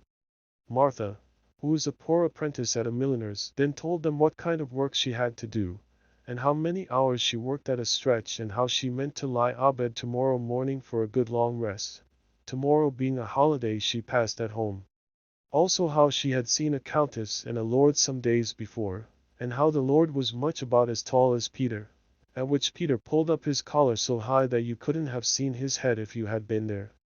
All this time the chestnuts and the jug went round and round, and by they had a song, about a lost child traveling in the snow, from Tiny Tim, who had a plaintive little voice, and sang it very well indeed. There was nothing of high mark in this. They were not a handsome family. They were not well dressed. Their shoes were far from being waterproof. Their clothes were scanty, and Peter might have known, and very likely did, the inside of a pawnbroker's. But they were happy, grateful, pleased with one another, and contented with the time, and when they faded, and looked happier yet in the bright sprinklings of the spirit's torch at parting, Scrooge had his eye upon them, and especially on Tiny Tim, until the last. By this time it was getting dark, and snowing pretty heavily, and as Scrooge and the spirit went along the streets, the brightness of the roaring fires in kitchens, parlors, and all sorts of rooms was wonderful. Here, the flickering of the blaze showed preparations for a cozy dinner, with hot plates baking through and through before the fire, and deep red curtains, ready to be drawn to shut out cold and darkness. There, all the children of the house were running out into the snow to meet their married sisters, brothers, cousins, uncles, aunts, and be the first to greet them. Here, again, was shadows on the window blinds of guests assembling, and their group of handsome girls, all hooded and fur-booted, and all chattering at once, tripped lightly off to some near neighbor's house, where, woe upon the single man who saw them enter artful witches, while they knew it in a glow. But if you had judged from the numbers of people on their way to friendly gatherings, you might have thought that no one was at home to give them welcome when they got there, instead of every house expecting company, and piling up its fires half chimney high. Blessings on it, how the ghost exulted! How it bared its breadth of breast, and opened its capacious palm, and floated on, outpouring with a generous hand its bright and harmless mirth on everything within its reach. The very lamplighter, who ran on before, dotting the dusky street with specks of light, and who was dressed to spend the evening somewhere, laughed out loudly as the spirit passed, though little kenned the lamplighter that he had any company but Christmas. And now, without a word of warning from the ghost, they stood upon a bleak and desert moor, where monstrous masses of rude stone were cast about, as though it were the burial place of giants, and water spread itself wheresoever it listed, or would have done so, but for the frost that held it prisoner, and nothing grew but moss and furze, and coarse, rank grass. Down in the west the setting sun had left a streak of fiery red, which glared upon the desolation for an instant, like a sullen eye, and frowning lower, lower, lower yet, was lost in the thick gloom of darkest night. "What place is this?" asked Scrooge. "A place where miners live, who labor in the bowels of the earth," returned the spirit. "But they know me. See!" A light shone from the window of a hut, and swiftly they advanced towards it. Passing through the wall of mud and stone, they found a cheerful company assembled round a glowing fire. An old, old man and woman, with their children and their children's children, and another generation beyond that, all decked out gaily in their holiday attire. The old man, in a voice that seldom rose above the howling of the wind upon the barren waste, was singing them a Christmas song. It had been a very old song when he was a boy, and from time to time they all joined in the chorus. So surely as they raised their voices, the old man got quite blithe and loud, and so surely as they stopped, his vigor sank again. The spirit did not tarry here, but bade Scrooge hold his robe, and passing on above the moor sped whither? Not to see? To see. To Scrooge's horror, looking back, he saw the last of the land, a frightful range of rocks, behind them, and his ears were deafened by the thundering of water, as it rolled and roared, and raged among the dreadful caverns it had worn, and fiercely tried to undermine the earth. Built upon a dismal reef of sunken rocks, some league or so from shore, on which the waters chafed and dashed, the wild year through, there stood a solitary lighthouse. Great heaps of seaweed clung to its base, and storm-birds born of the wind, one might suppose, as seaweed of the water rose and fell about it, like the waves they skimmed. But even here, two men who watched the light had made a fire, that through the loophole in the thick stone walls shed out a ray of brightness on the awful sea. Joining their horny hands over the rough table at which they sat, they wished each other Merry Christmas in their kin of grog, and one of them the elder too, with his face all damaged and scarred with hard weather, as the figurehead of an old ship might be struck up a sturdy psalm that was like a gale in itself. Again the ghost sped on, above the black and heaving sea on until being far away, as he told Scrooge, from any shore they lighted on a ship. They stood beside the helmsman at the wheel, the lookout in the bow, the officers who had the watch, dark, ghostly figures in their several stations, but every man among them hummed a Christmas tune, or had a Christmas thought, or spoke below his breath to his companion of some bygone Christmas day, with homeward hopes belonging to it. And every man on board, waking or sleeping, good or bad, had had a kinder word for one another on that day than on any day in the year, and had shared to some extent in its festivities, and had remembered those he cared for at a distance, and had known that they delighted to remember him. It was a great surprise to Scrooge, while listening to the moaning of the wind, and thinking what a solemn thing it was to move on through the lonely darkness over an unknown abyss, whose depths were secrets as profound as death. It was a great surprise to Scrooge, while thus engaged, to hear a hearty laugh. It was a much greater surprise to Scrooge to recognize it as his own nephew's and to find himself in a bright, dry, gleaming room, with the spirit standing smiling by his side, and looking at that same nephew with approving affability. "Ha ha!" laughed Scrooge's nephew. "If you should happen, by any unlikely chance, To know a man more blessed in a laugh than Scrooge's nephew, all I can say is, I should like to know him too. Introduce him to me, and I'll cultivate his acquaintance. It is a fair, even-handed, noble adjustment of things, that while there is infection in disease and sorrow, there is nothing in the world so irresistibly contagious as laughter and good humor. When Scrooge's nephew laughed in this way, holding his sides, rolling his head, and twisting his face into the most extravagant contortion, Scrooge's niece, by marriage, laughed as heartily as he. And their assembled friends, being not a bit behindhand, roared out lustily, "Song! Song!" He said that Christmas was a humbug, as I live, cried Scrooge's nephew. He believed it, too. More shame for him, Fred, said Scrooge's niece indignantly. Bless those women. They never do anything by halves. They are always in earnest. She was very pretty, exceedingly pretty, with a dimpled, surprised-looking, capital face, a ripe little mouth, that seemed made to be kissed, as no doubt it was, all kinds of good little dots about her chin, that melted into one another when she laughed, and the sunniest pair of eyes you ever saw in any little creature's head. Altogether she was what you would have called provoking, you know, but satisfactory too. Oh, perfectly satisfactory. He's a comical old fellow, said Scrooge's nephew, that's the truth, and not so pleasant as he might be. However, his offenses carry their own punishment, and I have nothing to say against him. I'm sure he is very rich, Fred, hinted Scrooge's niece. At least, you always tell me so. What of that, my dear, said Scrooge's nephew. His wealth is of no use to him. He don't do any good with it. He don't make himself comfortable with it. He hasn't the satisfaction of thinking, that he is ever going to benefit us with it. I have no patience with him, observed Scrooge's niece. Scrooge's niece's sisters, and all the other ladies, expressed the same opinion. Oh, I have, said Scrooge's nephew. I am sorry for him. I couldn't be angry with him if I tried. Who suffers by his ill winds? Himself always. Here he takes it into his head to dislike us, and he won't come and dine with us. What's the consequence? He don't lose much of a dinner. Indeed, I think he loses a very good dinner, interrupted Scrooge's niece. Everybody else said the same, and they must be allowed to have been competent judges, because they had just had dinner, and with the dessert upon the table, were clustered round the fire, by lamplight. Well, I am very glad to hear it, said Scrooge's nephew, because I haven't any great faith in these young housekeepers. What do you say, Topper?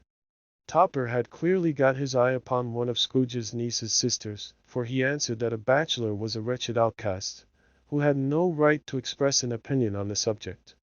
Whereat Scrooge's niece's sister, the plump one with the lace tucker, not the one with the roses, blushed. Do go on, Fred, said Scrooge's niece, clapping her hands. He never finishes what he begins to say. He is such a ridiculous fellow.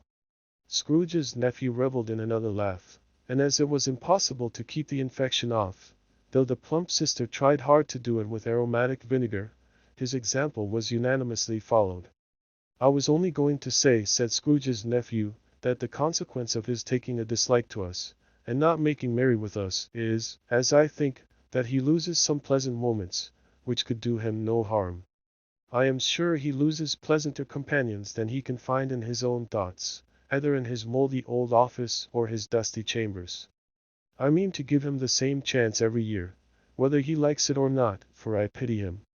He may rail at Christmas till he dies, but he can't help thinking better of it. I defy him if he finds me going there, in good temper, year after year, and saying, Uncle Scrooge, how are you? If it only put him in the vein to leave his poor clerk £50, that's something, and I think I shook him yesterday. It was their turn to laugh now, at the notion of his shaking Scrooge. But being thoroughly good-natured, and not much caring what they laughed at, so that they laughed at any rate, he encouraged them in their merriment, and passed the bottle, joyously. After tea they had some music. For they were a musical family, and knew what they were about when they sung a glee or catch, I can assure you, especially Topper, who could growl away in the bass like a good one, and never swelled the large veins in his forehead, or get red in the face over it. Scrooge's niece played well upon the harp, and played, among other tunes, a simple little air, a mere nothing, you might learn to whistle it in 2 minutes, which had been familiar to the child who fetched Scrooge from the boarding school, as he had been reminded by the ghost of Christmas past.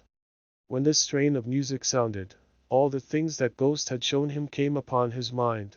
He softened more and more, and thought that if he could have listened to it often, years ago, he might have cultivated the kindnesses of life for his own happiness with his own hands, without resorting to the sexton's spade that buried Jacob Marley. But they didn't devote the whole evening to music. After a while they played at forfeits, for it is good to be children sometimes, and never better than at Christmas, when its mighty founder was a child himself. Stop! There was first a game at blind man's buff. Of course there was. And I no more believe Topper was really blind than I believe he had eyes in his boots. My opinion is that it was a done thing between him and Scrooge's nephew, and that the ghost of Christmas present knew it. The way he went after that plump sister in the lace tucker was an outrage on the credulity of human nature. Knocking down the fire irons, tumbling over the chairs, bumping up against the piano, smothering himself amongst the curtains, wherever she went, there went he. He always knew where the plump sister was. He wouldn't catch anybody else. If you had fallen up against him, as some of them did, on purpose, he would have made a feint of endeavoring to seize you, which would have been an affront to your understanding, and would instantly have sidled off in the direction of the plump sister. She often cried out that it wasn't fair, and it really was not. But when, at last, he caught her, when, in spite of all her silken wrestlings, and her rapid flutterings past him, he got her into a corner whence there was no escape, then his conduct was the most execrable. For his pretending not to know her, his pretending that it was necessary to touch her headdress, and further to assure himself of her identity, by pressing a certain ring upon her finger, and a certain chain about her neck, was vile, monstrous. No doubt she told him her opinion of it when, another blind man being in office, they were so very confidential together behind the curtains. Scrooge's niece was not one of the blind man's buff party, but was made comfortable with a large chair and a footstool, in a snug corner where the ghost and Scrooge were close behind her. But she joined in the forfeits, and loved her love to admiration with all the letters of the alphabet. Likewise at the game of how, when, and where, she was very great, and, to the secret joy of Scrooge's nephew, beat her sisters hollow, though they were sharp girls too, as Topper could have told you. There might have been 20 people there, young and old, but they all played, and so did Scrooge, for wholly forgetting, in the interest he had in what was going on, that his voice made no sound in their ears, he sometimes came out with his guess quite loud, and very often guessed right, too, for the sharpest needle, best Whitechapel, warranted not to cut in the eye, was not sharper than Scrooge, blunt as he took it in his head to be. The ghost was greatly pleased to find him in this mood, and looked upon him with such favor that he begged like a boy to be allowed to stay until the guests departed. But this the spirit said could not be done. "Here is a new game," said Scrooge. "1/2 hour, spirit, only one." It was a game called Yes and No, where Scrooge's nephew had to think of something, and the rest must find out what, he only answering to their questions yes or no, as the case was. The brisk fire of questioning to which he was exposed elicited from him that he was thinking of an animal, a live animal, rather a disagreeable animal, a savage animal, an animal that growled and grunted sometimes, and talked sometimes, and lived in London, and walked about the streets, and wasn't made a show of, and wasn't led by anybody, and didn't live in a menagerie, and was never killed in a market, and was not a horse, or an ass, or a cow, or a bull, or a tiger, or a dog, or a pig, or a cat, or a bear. At every fresh question that was put to him, this nephew burst into a fresh roar of laughter, and was so inexpressibly tickled, that he was obliged to get up off the sofa and stamp. At last the plump sister, falling into a similar state, cried out, "I have found it out. I know what it is, Fred. I know what it is." "What is it?" cried Fred. "It's your Uncle Scrooge." Which it certainly was. Admiration was the universal sentiment, though some objected that the reply to "Is it a bear?" ought to have been yes, inasmuch as an answer in the negative was sufficient to have diverted their thoughts from Mr. Scrooge, supposing they had ever had any tendency that way. He has given us plenty of merriment, I am sure, said Fred, and it would be ungrateful not to drink his health. Here is a glass of mulled wine ready to our hand at the moment, and I say, Uncle Scrooge! Well, Uncle Scrooge, they cried. A Merry Christmas and a Happy New Year to the old man, whatever he is, said Scrooge's nephew. He wouldn't take it from me, but may he have it, nevertheless. Uncle Scrooge. Uncle Scrooge had imperceptibly become so gay and light of heart that he would have pledged the unconscious company in return, and thanked them in an inaudible speech, if the ghost had given him time. But the whole scene passed off in the breath of the last words spoken by his nephew, and he and the spirit were again upon their travels. Much they saw, and far they went, and many homes they visited, but always with a happy end. The spirit stood beside sick-beds, and they were cheerful, on foreign lands, and they were close at home, by struggling men, and they were patient in their greater hope, by poverty, and it was rich. In almshouse, hospital, and jail, and misery's every refuge, where vain man in his little brief authority had not made fast the door, and barred the spirit out, he left his blessing and taught Scrooge his precepts. It was a long night, if it were only a night, but Scrooge had his doubts of this, because the Christmas holidays appeared to be condensed into the space of time they passed together. It was strange, too, that, while Scrooge remained unaltered in his outward form, the ghost grew older, clearly older. Scrooge had observed this change, but never spoke of it until they left the children's 12th night party, when, looking at the spirit as they stood together in an open place, he noticed that its hair was gray. Are spirits' lives so short? Asked Scrooge. My life upon this globe is very brief, replied the ghost. It ends tonight. Tonight, cried Scrooge. Tonight at midnight. Hark! The time is drawing near. The chimes were ringing the 11:15 at that moment. Forgive me if I am not justified in what I ask, said Scrooge, looking intently at the spirit's robe, but I see something strange, and not belonging to yourself, protruding from your skirts.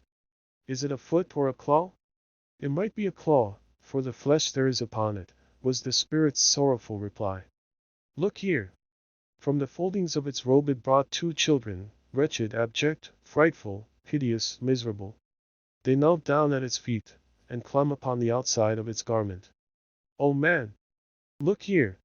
Look down here! Exclaimed the ghost. They were a boy and girl. Yellow, meager, ragged, scowling, wolfish, but prostrate too, in their humility. Where graceful youth should have filled their features out, and touched them with its freshest tints, a stale and shriveled hand, like that of age, had pinched and twisted them, and pulled them into shreds. Where angels might have sat enthroned, devils lurked, and glared out menacing. No change, no degradation, no perversion of humanity in any grade, through all the mysteries of wonderful creation, has monsters half so horrible and dread. Scrooge started back, appalled. Having them shown to him in this way, he tried to say they were fine children, but the words choked themselves, rather than be parties to a lie of such enormous magnitude. Spirit! Are they yours? Scrooge could say no more. They are man's, said the spirit, looking down upon them. And they cling to me, appealing from their fathers. This boy is ignorance. This girl is want. Beware of them both, and all of their degree, but most of all beware this boy, for on his brow I see that written which is doom, unless the writing be erased. Deny it, cried the spirit, stretching out his hand towards the city. Slander those who tell it ye. Admit it for your factious purposes, and make it worse. And bide the end. Have they no refuge or resource? Cried Scrooge. Are there no prisons? Said the spirit, turning on him for the last time with his own words. Are there no workhouses? The bell struck 12. Scrooge looked about him for the ghost, and saw it not. As the last stroke ceased to vibrate, he remembered the prediction of old Jacob Marley, and lifting up his eyes, beheld a solemn phantom, draped and hooded, coming like a mist along the ground towards him. Stave 4. The last of the spirits. The phantom slowly, gravely, silently approached. When it came near him, Scrooge bent down upon his knee, for in the very air through which this spirit moved it seemed to scatter gloom and mystery. It was shrouded in a deep black garment, which concealed its head, its face, its form, and left nothing of it visible, save one outstretched hand. But for this, it would have been difficult to detach its figure from the night, and separate it from the darkness by which it was surrounded. He felt that it was tall and stately when it came beside him, and that its mysterious presence filled him with a solemn dread. He knew no more, for the spirit neither spoke nor moved. "I am in the presence of the ghost of Christmas yet to come," said Scrooge. The spirit answered not, but pointed onward with its hand. "You are about to show me shadows of the things that have not happened, but will happen in the time before us," Scrooge pursued. "Is that so, spirit?" The upper portion of the garment was contracted for an instant in its folds, as if the spirit had inclined its head. That was the only answer he received. Although well used to ghostly company by this time, Scrooge feared the silent shape so much that his legs trembled beneath him, and he found that he could hardly stand when he prepared to follow it. The spirit paused a moment, as observing his condition, and giving him time to recover. But Scrooge was all the worse for this. It thrilled him with a vague, uncertain horror to know that, behind the dusky shroud, there were ghostly eyes intently fixed upon him, while he, though he stretched his own to the utmost, could see nothing but a spectral hand and one great heap of black. "Ghost of the future," he exclaimed, "I fear you more than any spectre I have seen. But as I know your purpose is to do me good, and as I hope to live to be another man from what I was, I am prepared to bear your company, and do it with a thankful heart. Will you not speak to me?" It gave him no reply. The hand was pointed straight before them. "Lead on," said Scrooge. "Lead on. The night is waning fast, and it is precious time to me, I know. Let on, spirit." The phantom moved away as it had come towards him. Scrooge followed in the shadow of its dress, which bore him up, he thought, and carried him along. They scarcely seemed to enter the city, for the city rather seemed to spring up about them, and encompass them of its own act. But there they were in the heart of it, on 'Change, amongst the merchants, who hurried up and down, and chinked the money in their pockets, and conversed in groups, and looked at their watches, and trifled thoughtfully with their great gold seals, and so forth, as Scrooge had seen them often. The spirit stopped beside one little knot of business men. Observing that the hand was pointed to them, Scrooge advanced to listen to their talk. "No," said a great fat man with a monstrous chin, "I don't know much about it either way. I only know he's dead." "When did he die?" inquired another. "Last night, I believe." "Why, what was the matter with him?" asked a third, taking a vast quantity of snuff out of a very large snuff-box. "I thought he'd never die." "God knows," said the first, with a yawn. "What has he done with his money?" asked a red-faced gentleman with a pendulous excrescence on the end of his nose, that shook like the gills of a turkey-cock. "I haven't heard," said the man with the large chin, yawning again. "Left it to his company, perhaps. He hasn't left it to me. That's all I know." This pleasantry was received with a general laugh. "It's likely to be a very cheap funeral," said the same speaker, "for, upon my life, I don't know of anybody to go to it.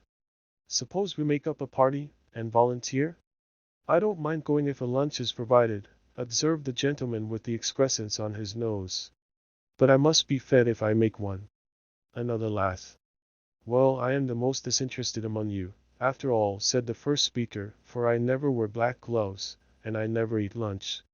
But I'll offer to go if anybody else will.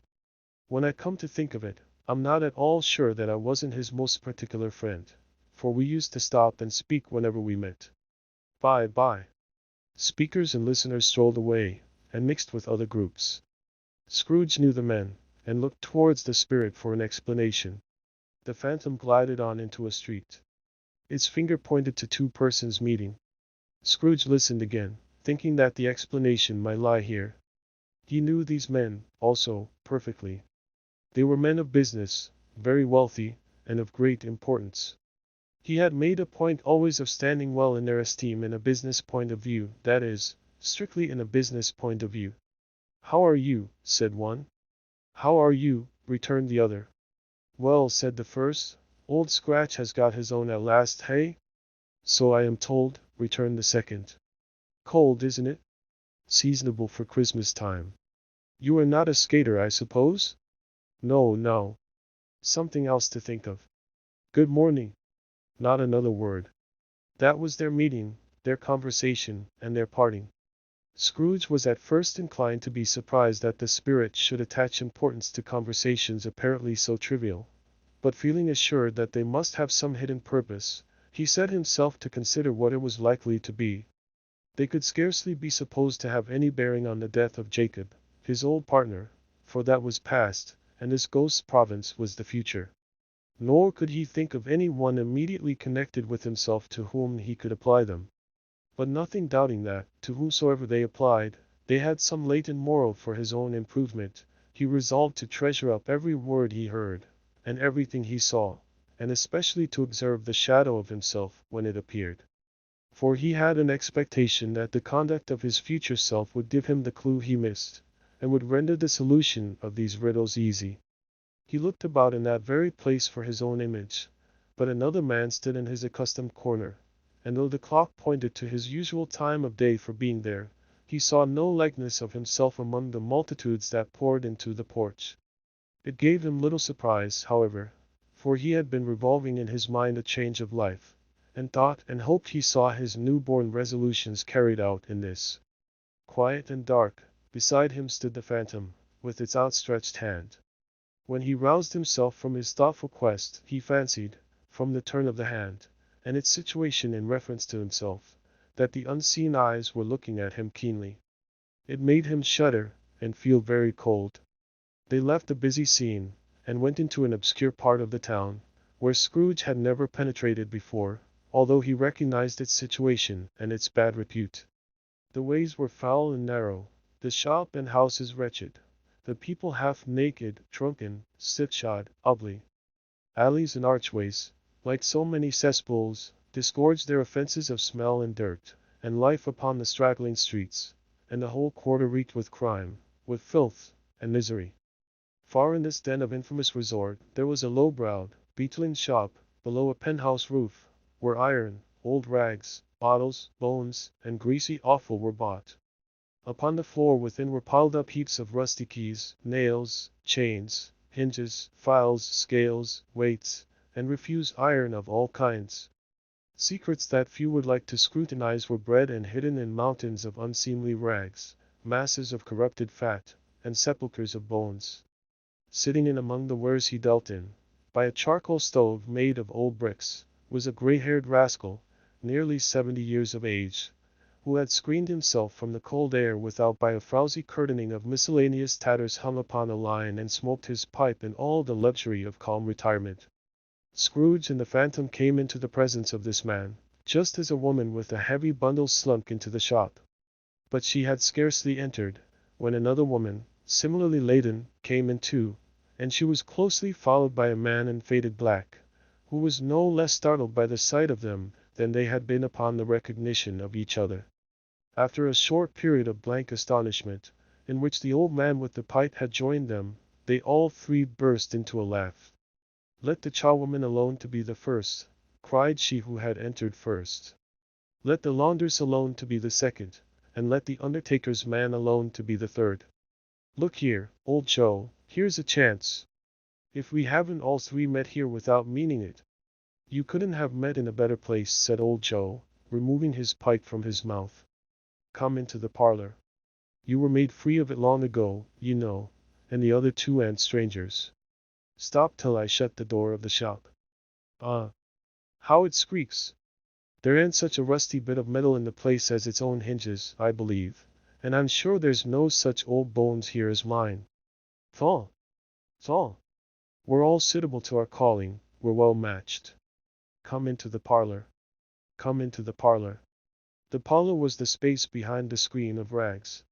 The old man raked the fire together with an old stair rod, and having trimmed his smoky lamp out for it was night, with the stem of his pipe, put it into his mouth again.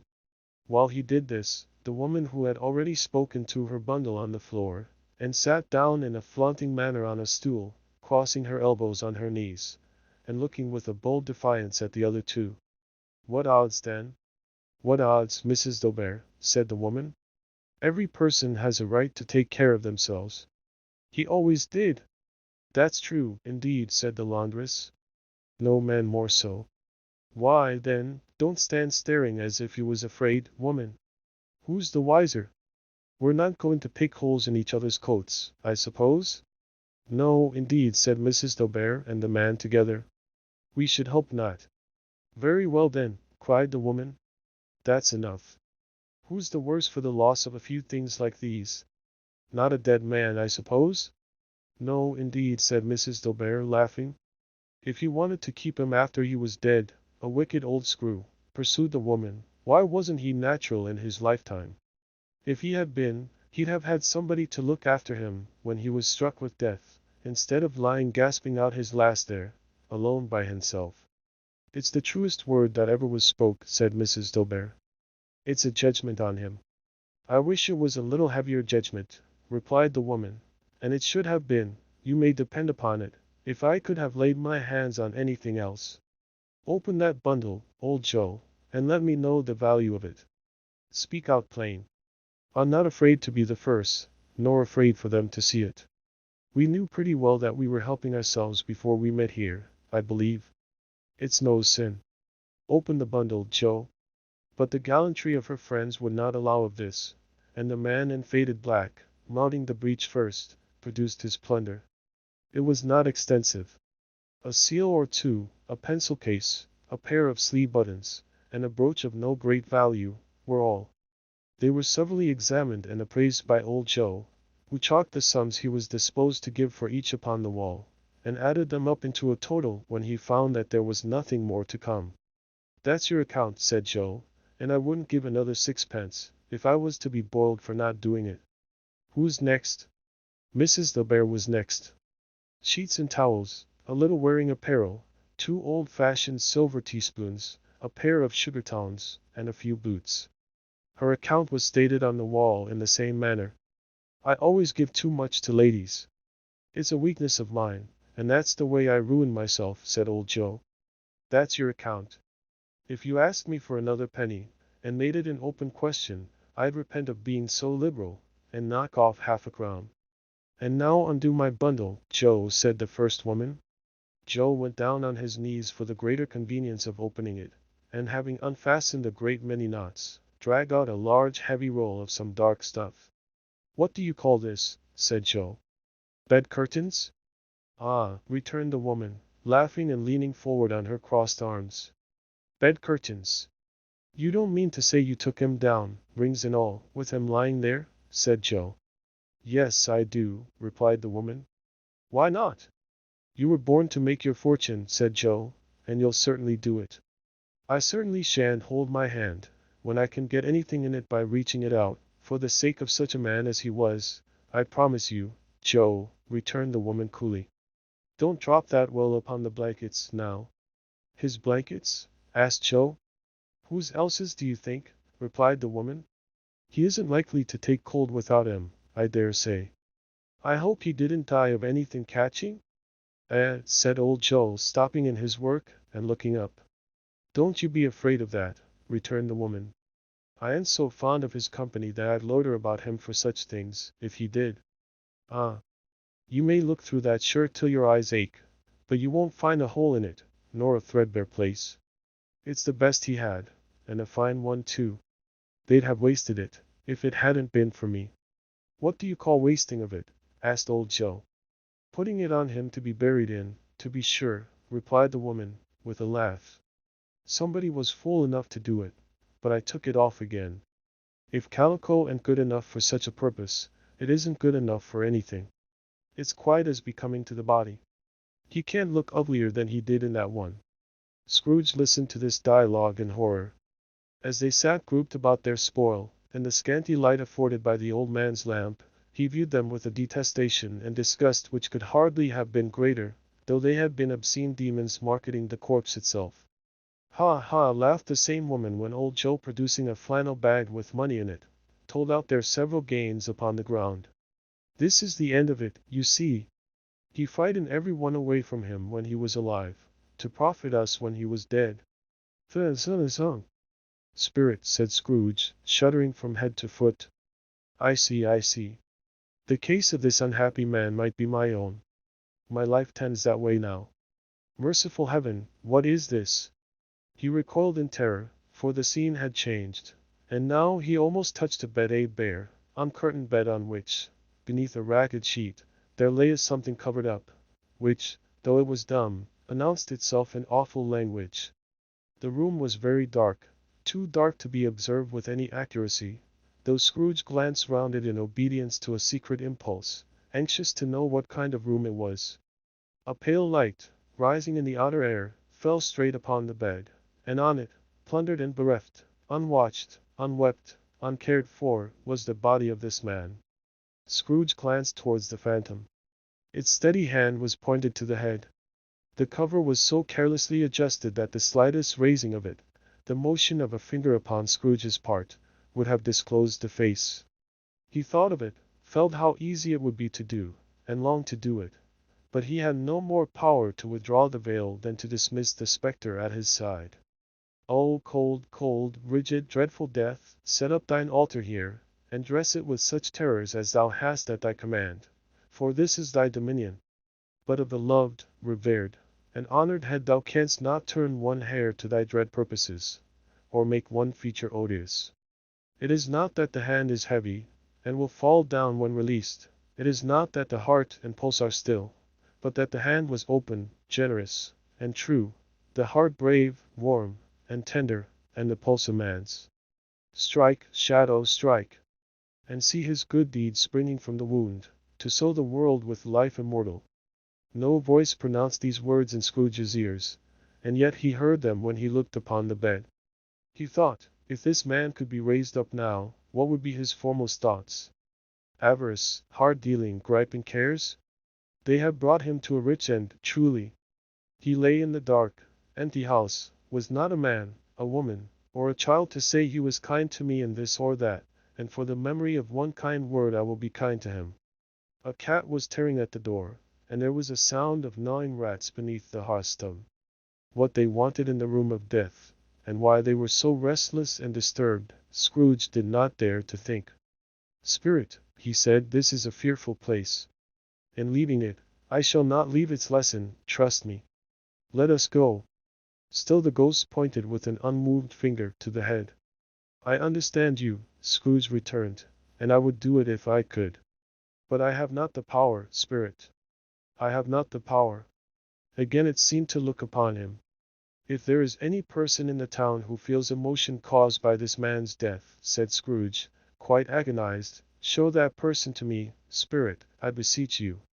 The phantom spread its dark robe before him for a moment, like a wing, and withdrawing it, revealed a room by daylight, where a mother and her children were.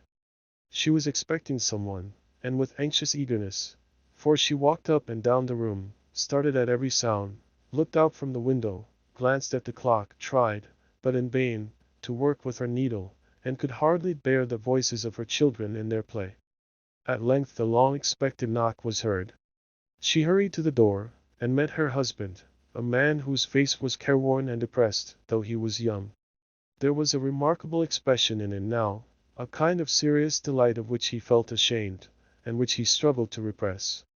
He sat down to the dinner that had been hoarding for him by the fire, and when she asked him faintly what news doubt which was not until after a long silence, he appeared embarrassed how to answer.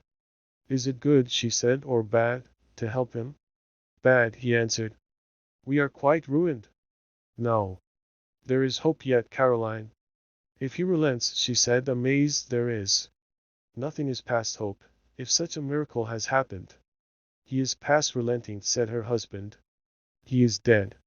She was a mild and patient creature, if her face spoke truth, but she was thankful in her soul to hear it, and she said so with clasped hands. She prayed forgiveness the next moment, and was sorry, but the first was the emotion of her heart.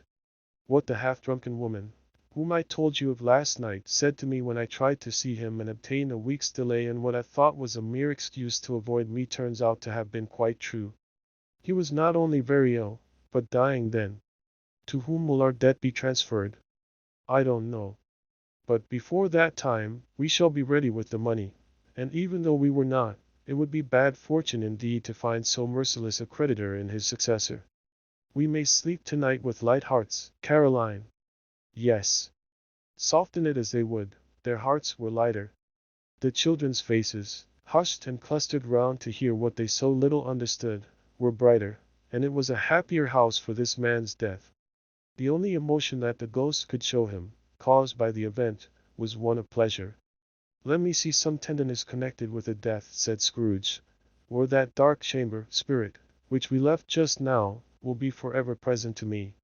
The ghost conducted him through several streets familiar to his feet, and as they went along, Scrooge looked here and there to find himself, but nowhere was he to be seen. They entered poor Bob Cratchit's house, the dwelling he had visited before, and found the mother and the children seated round the fire. Quiet. Very quiet. The noisy little Cratchits were as still as statues in one corner, and sat looking up at Peter, who had a book before him. The mother and her daughters were engaged in sewing. But surely they were very quiet. And he took a child, and set him in the midst of them. Where had Scrooge heard those words? He had not dreamed them.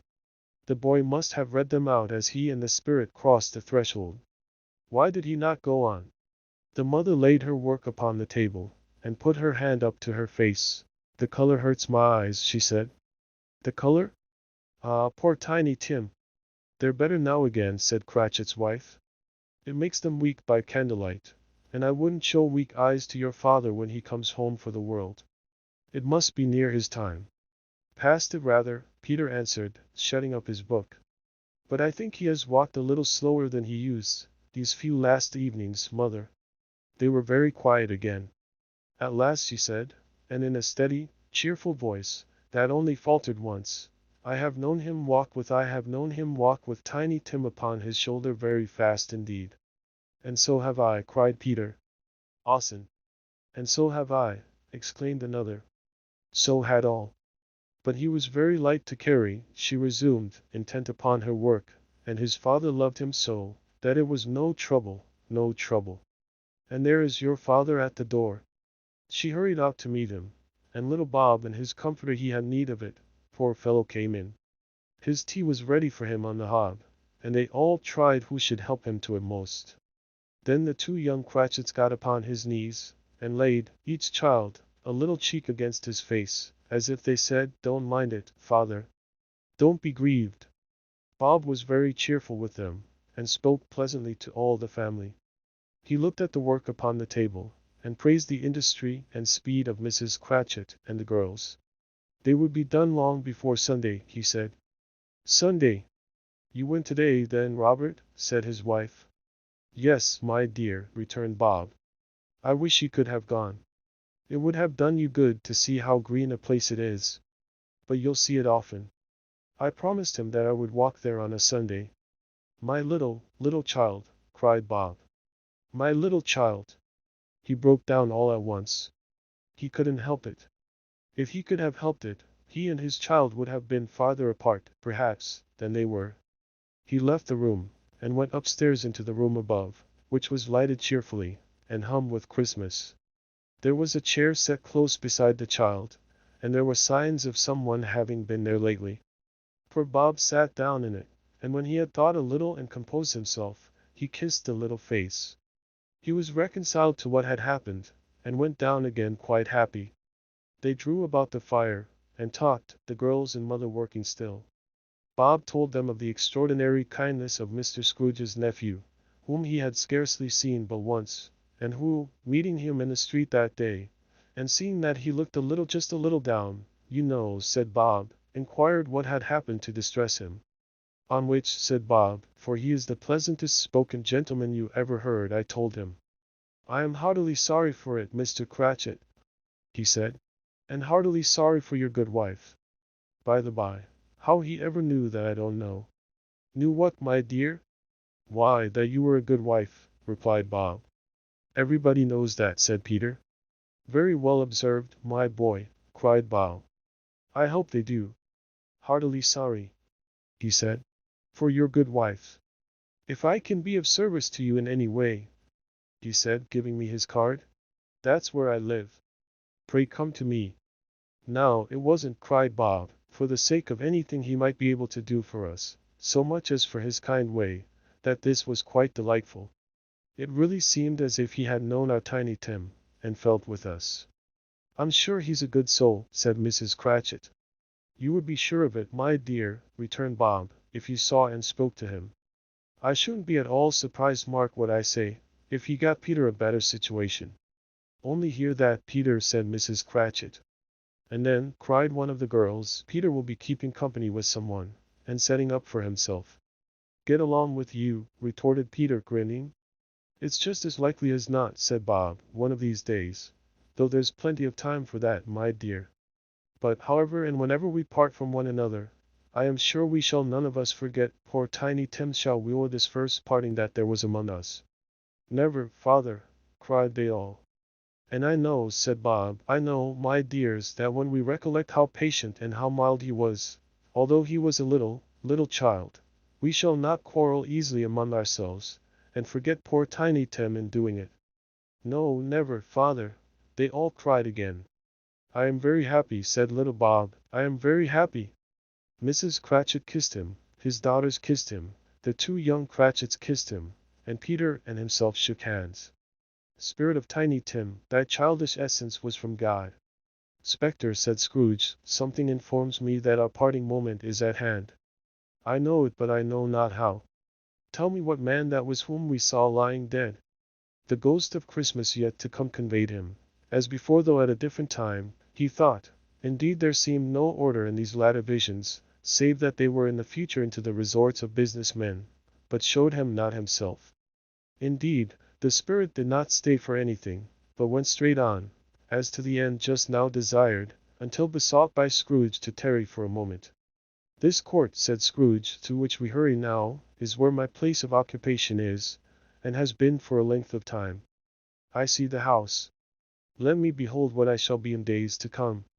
The spirit stopped. The hand was pointed elsewhere. The house is yonder, Scrooge exclaimed. Why do you point away? The inexorable finger underwent no change. Scrooge hastened to the window of his office, and looked in. It was an office still, but not his.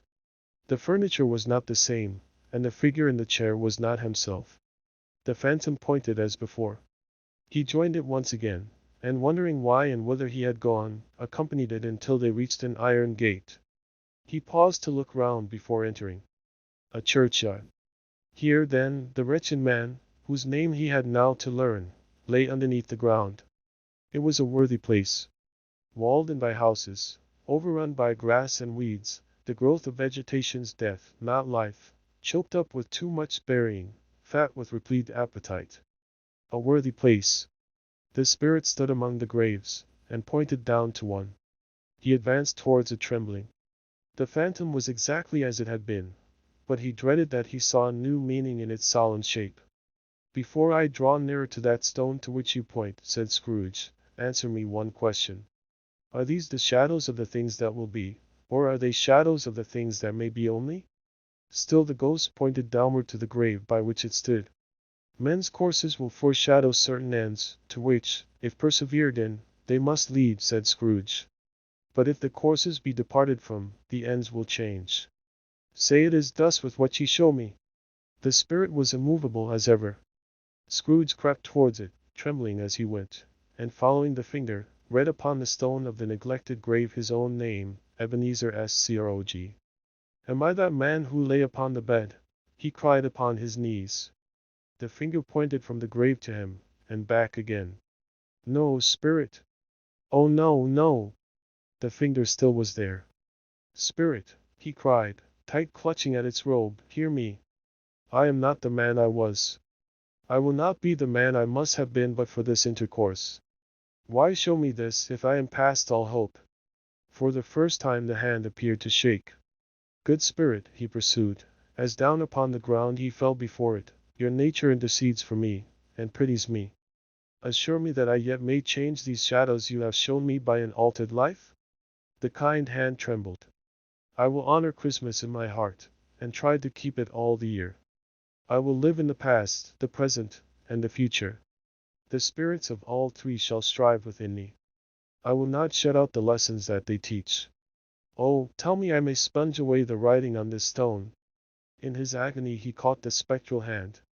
It sought to free itself, but he was strong in his entreaty, and detained it. The spirit, stronger yet, repulsed him. Holding up his hands in a last prayer to have his fate reversed, he saw an alteration in the phantom's hood and dress. It shrunk, collapsed, and dwindled down into a bedpost. Stave 5. The end of it. Yes. And the bedpost was his own. The bed was his own, the room was his own. Best and happiest of all, the time before him was his own, to make amends in. I will live in the past, the present, and the future, Scrooge repeated as he scrambled out of bed. The spirits of all three shall strive within thee. O Jacob Marley! Heaven and the Christmas time be praised for this. I say it on my knees, old Jacob, on my knees. He was so fluttered and so glowing with his good intentions, that his broken voice would scarcely answer to his call. He had been sobbing violently in his conflict with the spirit, and his face was wet with tears. They are not torn down, cried Scrooge, folding one of his bed curtains in his arms. They are not torn down, rings and all. They are here, I am here, the shadows of the things that would have been may be dispelled. They will be. I know they will. His hands were busy with his garments all this time, turning them inside out, putting them on upside down, tearing them, mislaying them, making them parties to every kind of extravagance. I don't know what to do, cried Scrooge, laughing and crying in the same breath, and making a perfect laocoon of himself with his stockings. I am as light as a feather, I am as happy as an angel, I am as merry as a scoba, I am as giddy as a drunken man. A Merry Christmas to everybody. A Happy New Year to all the world. Hello's year. Note. Hello. He had frisked into the sitting room, and was now standing there, perfectly winded. There's the saucepan that the gruel was in, cried Scrooge, starting off again, and going round the fireplace. There's the door by which the ghost of Jacob Marley entered. There's the corner where the ghost of Christmas present sat. There's the window where I saw the wandering spirits. It's all right, it's all true, it all happened. Really, for a man who had been out of practice for so many years, it was a splendid laugh, a most illustrious laugh. The father of a long, long line of brilliant laughs. I don't know what day of the month it is, said Scrooge. I don't know how long I have been among the spirits. I don't know anything. I'm quite a baby. Never mind. I don't care. I'd rather be a baby. Hello. Nope. Hello's year. He was checked in his transports by the churches ringing out the lustiest peals he had ever heard. Clash, clash, hammer, ding dong bell. Bell dong ding, hammer clash, clash. Oh, glorious, glorious. Running to the window, he opened it, and put out his head. No fog, no mist, clear, bright, jovial, stirring, cold, cold, piping for the blood to dance to, golden sunlight, heavenly sky, sweet fresh air, merry bells. Oh, glorious! Glorious! What's today? Cried Scrooge, calling downward to a boy in Sunday clothes, who perhaps had loitered in to look about him. Yates, returned the boy with all his might of wonder.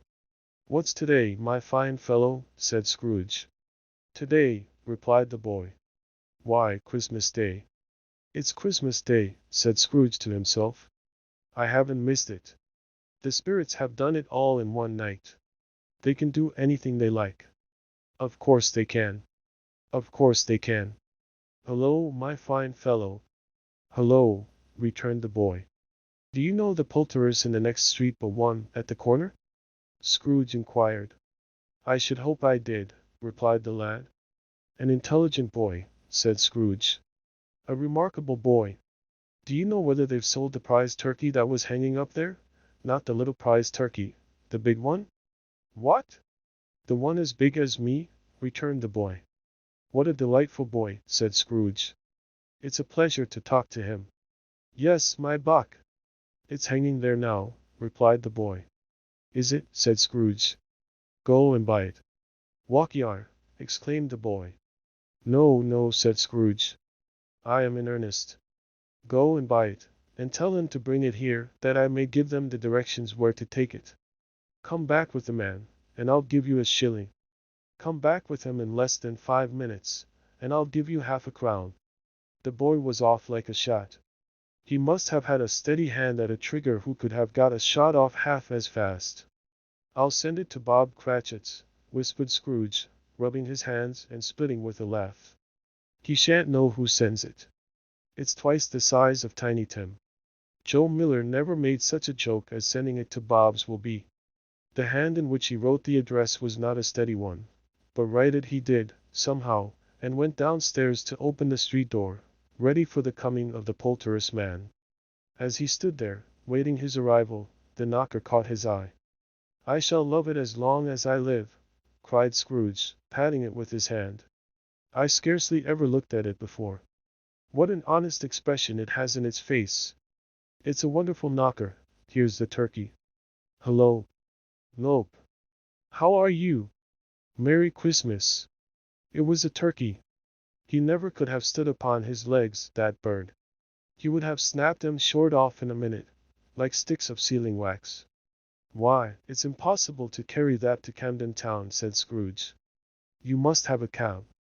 The chuckle with which he said this, and the chuckle with which he paid for the turkey, and the chuckle with which he paid for the cab, and the chuckle with which he recompensed the boy, were only to be exceeded by the chuckle with which he sat down breathless in his chair again, and chuckled till he cried. Shaving was not an easy task, for his hand continued to shake very much, and shaving requires attention, even when you don't dance while you are at it.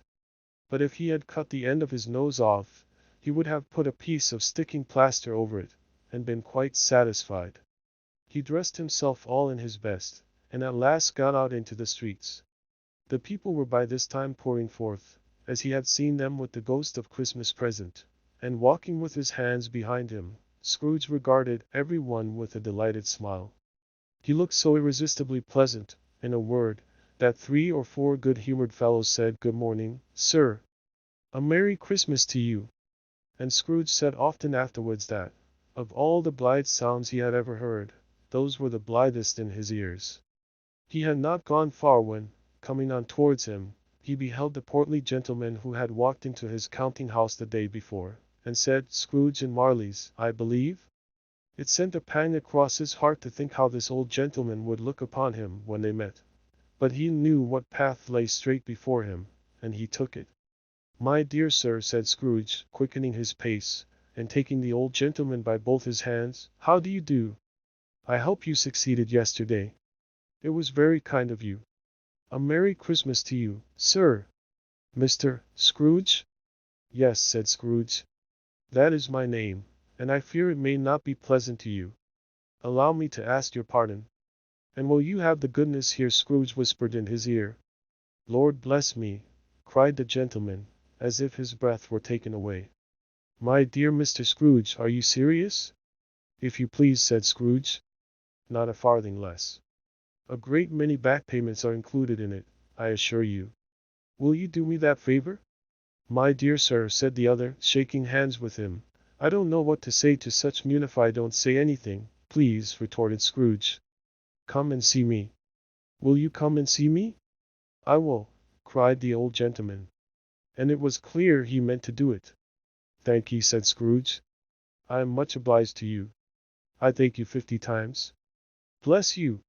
He went to church, and walked about the streets, and watched the people hurrying to and fro, and patted the children on the head, and questioned beggars, and looked down into the kitchens of houses, and up to the windows, and found that everything could yield him pleasure. He had never dreamed that anything could give him so much happiness. In the afternoon he turned his steps towards his nephew's house. He passed the door a dozen times before he had the courage to go up and knock. But he made a dash and did it. "Is your master at home, my dear?" said Scrooge to the girl. "Nice girl." "Very." "Yes, sir." "Where is he, my love?" said Scrooge. "He's in the dining room, sir, along with mistress." "I'll show you upstairs, if you please." "Thank ye." "He knows me," said Scrooge, with his hand already on the dining room lock. "I'll go in here, my dear." He turned it gently, and sidled his face in round the door.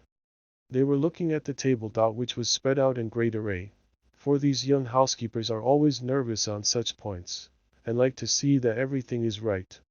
"Fred," said Scrooge. Dear heart alive, how his niece by marriage started! Scrooge had forgotten, for the moment, about her sitting in the corner with the footstool, or he wouldn't have done it on any account. "Why, bless my soul!" cried Fred. "Who's that?" "It's I. Your Uncle Scrooge. I have come to dinner. Will you let me in, Fred?" "Let him in. It is a mercy he didn't shake his arm off. He was at home in 5 minutes. Nothing could be heartier." His niece looked just the same. So did Topper when he came. So did the plump sister when she came.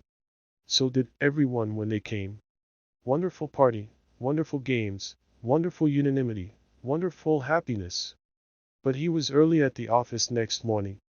Oh, he was early there. If he could only be there first, and catch Bob Cratchit coming late. That was the thing he had set his heart upon. And he did it. Yes, he did. The clock struck 9. No Bob. 1/4 past. No Bob. He was full 18 minutes and a half behind his time. Scrooge sat with his door wide open, that he might see him come into the tank. His hat was off before he opened the door. His comforter too. He was on his stool in a jiffy, driving away with his pen, as if he were trying to overtake 9 o'clock. "Hello," growled Scrooge in his accustomed voice as near as he could feign it. "What do you mean by coming here at this time of day?" "I am very sorry, sir," said Bob. "I am behind my time." "You are," repeated Scrooge. "Yes, I think you are. Step this way, sir, if you please." "It's only once a year, sir," pleaded Bob, appearing from the tank. "It shall not be repeated. I was making rather merry yesterday, sir." "Now I'll tell you what, my friend," said Scrooge. "I am not going to stand this sort of thing any longer. And therefore," he continued, leaping from his stool, and giving Bob such a dig in the waistcoat that he staggered back into the tank again, "and therefore I am about to raise your salary." Bob trembled, and got a little nearer to the ruler. He had a momentary idea of knocking Scrooge down with it, holding him, and calling to the people in the court for help and a straight waistcoat. "A Merry Christmas, Bob," said Scrooge, with an earnestness that could not be mistaken, as he clapped him on the back. "A merrier Christmas, Bob, my good fellow, than I have given you for many a year. I'll raise your salary, and endeavor to assist your struggling family, and we will discuss your affairs this very afternoon, over a Christmas bowl of smoking bishop, Bob. Make up the fires and buy another coal scuttle before you dot another I, Bob Cratchit." Scrooge was better than his word. He did it all, and infinitely more, and to Tiny Tim, who did not die, he was a second father. He became as good a friend, as good a master, and as good a man as the good old city knew, or any other good old city, town, or borough in the good old world.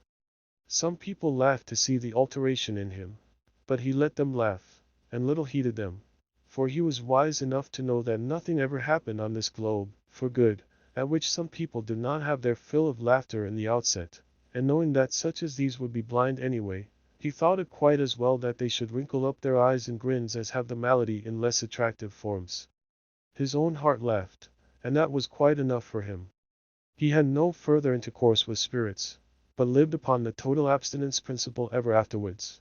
And it was always said of him that he knew how to keep Christmas well, if any man alive possessed the knowledge. May that be truly said of us, and all of us. And so, as Tiny Tim observed, God bless us, every one.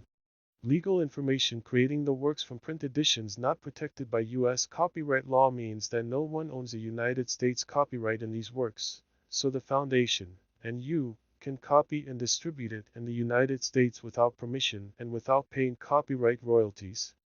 Special rules, set forth in the general terms of use part of this license, apply to copying and distributing Project Gutenberg electronic works to protect the Project Gutenberg concept and trademark. Project Gutenberg is a registered trademark, and may not be used if you charge for an ebook, except by following the terms of the trademark license, including paying royalties for use of the Project Gutenberg trademark. If you do not charge anything for copies of this ebook, complying with the trademark license is very easy. You may use this ebook for nearly any purpose such as creation of derivative works, reports, performances, and research. Project Gutenberg ebooks may be modified and printed and given away. You may do practically anything in the United States with ebooks not protected by U.S. copyright law. Redistribution is subject to the trademark license, especially commercial redistribution.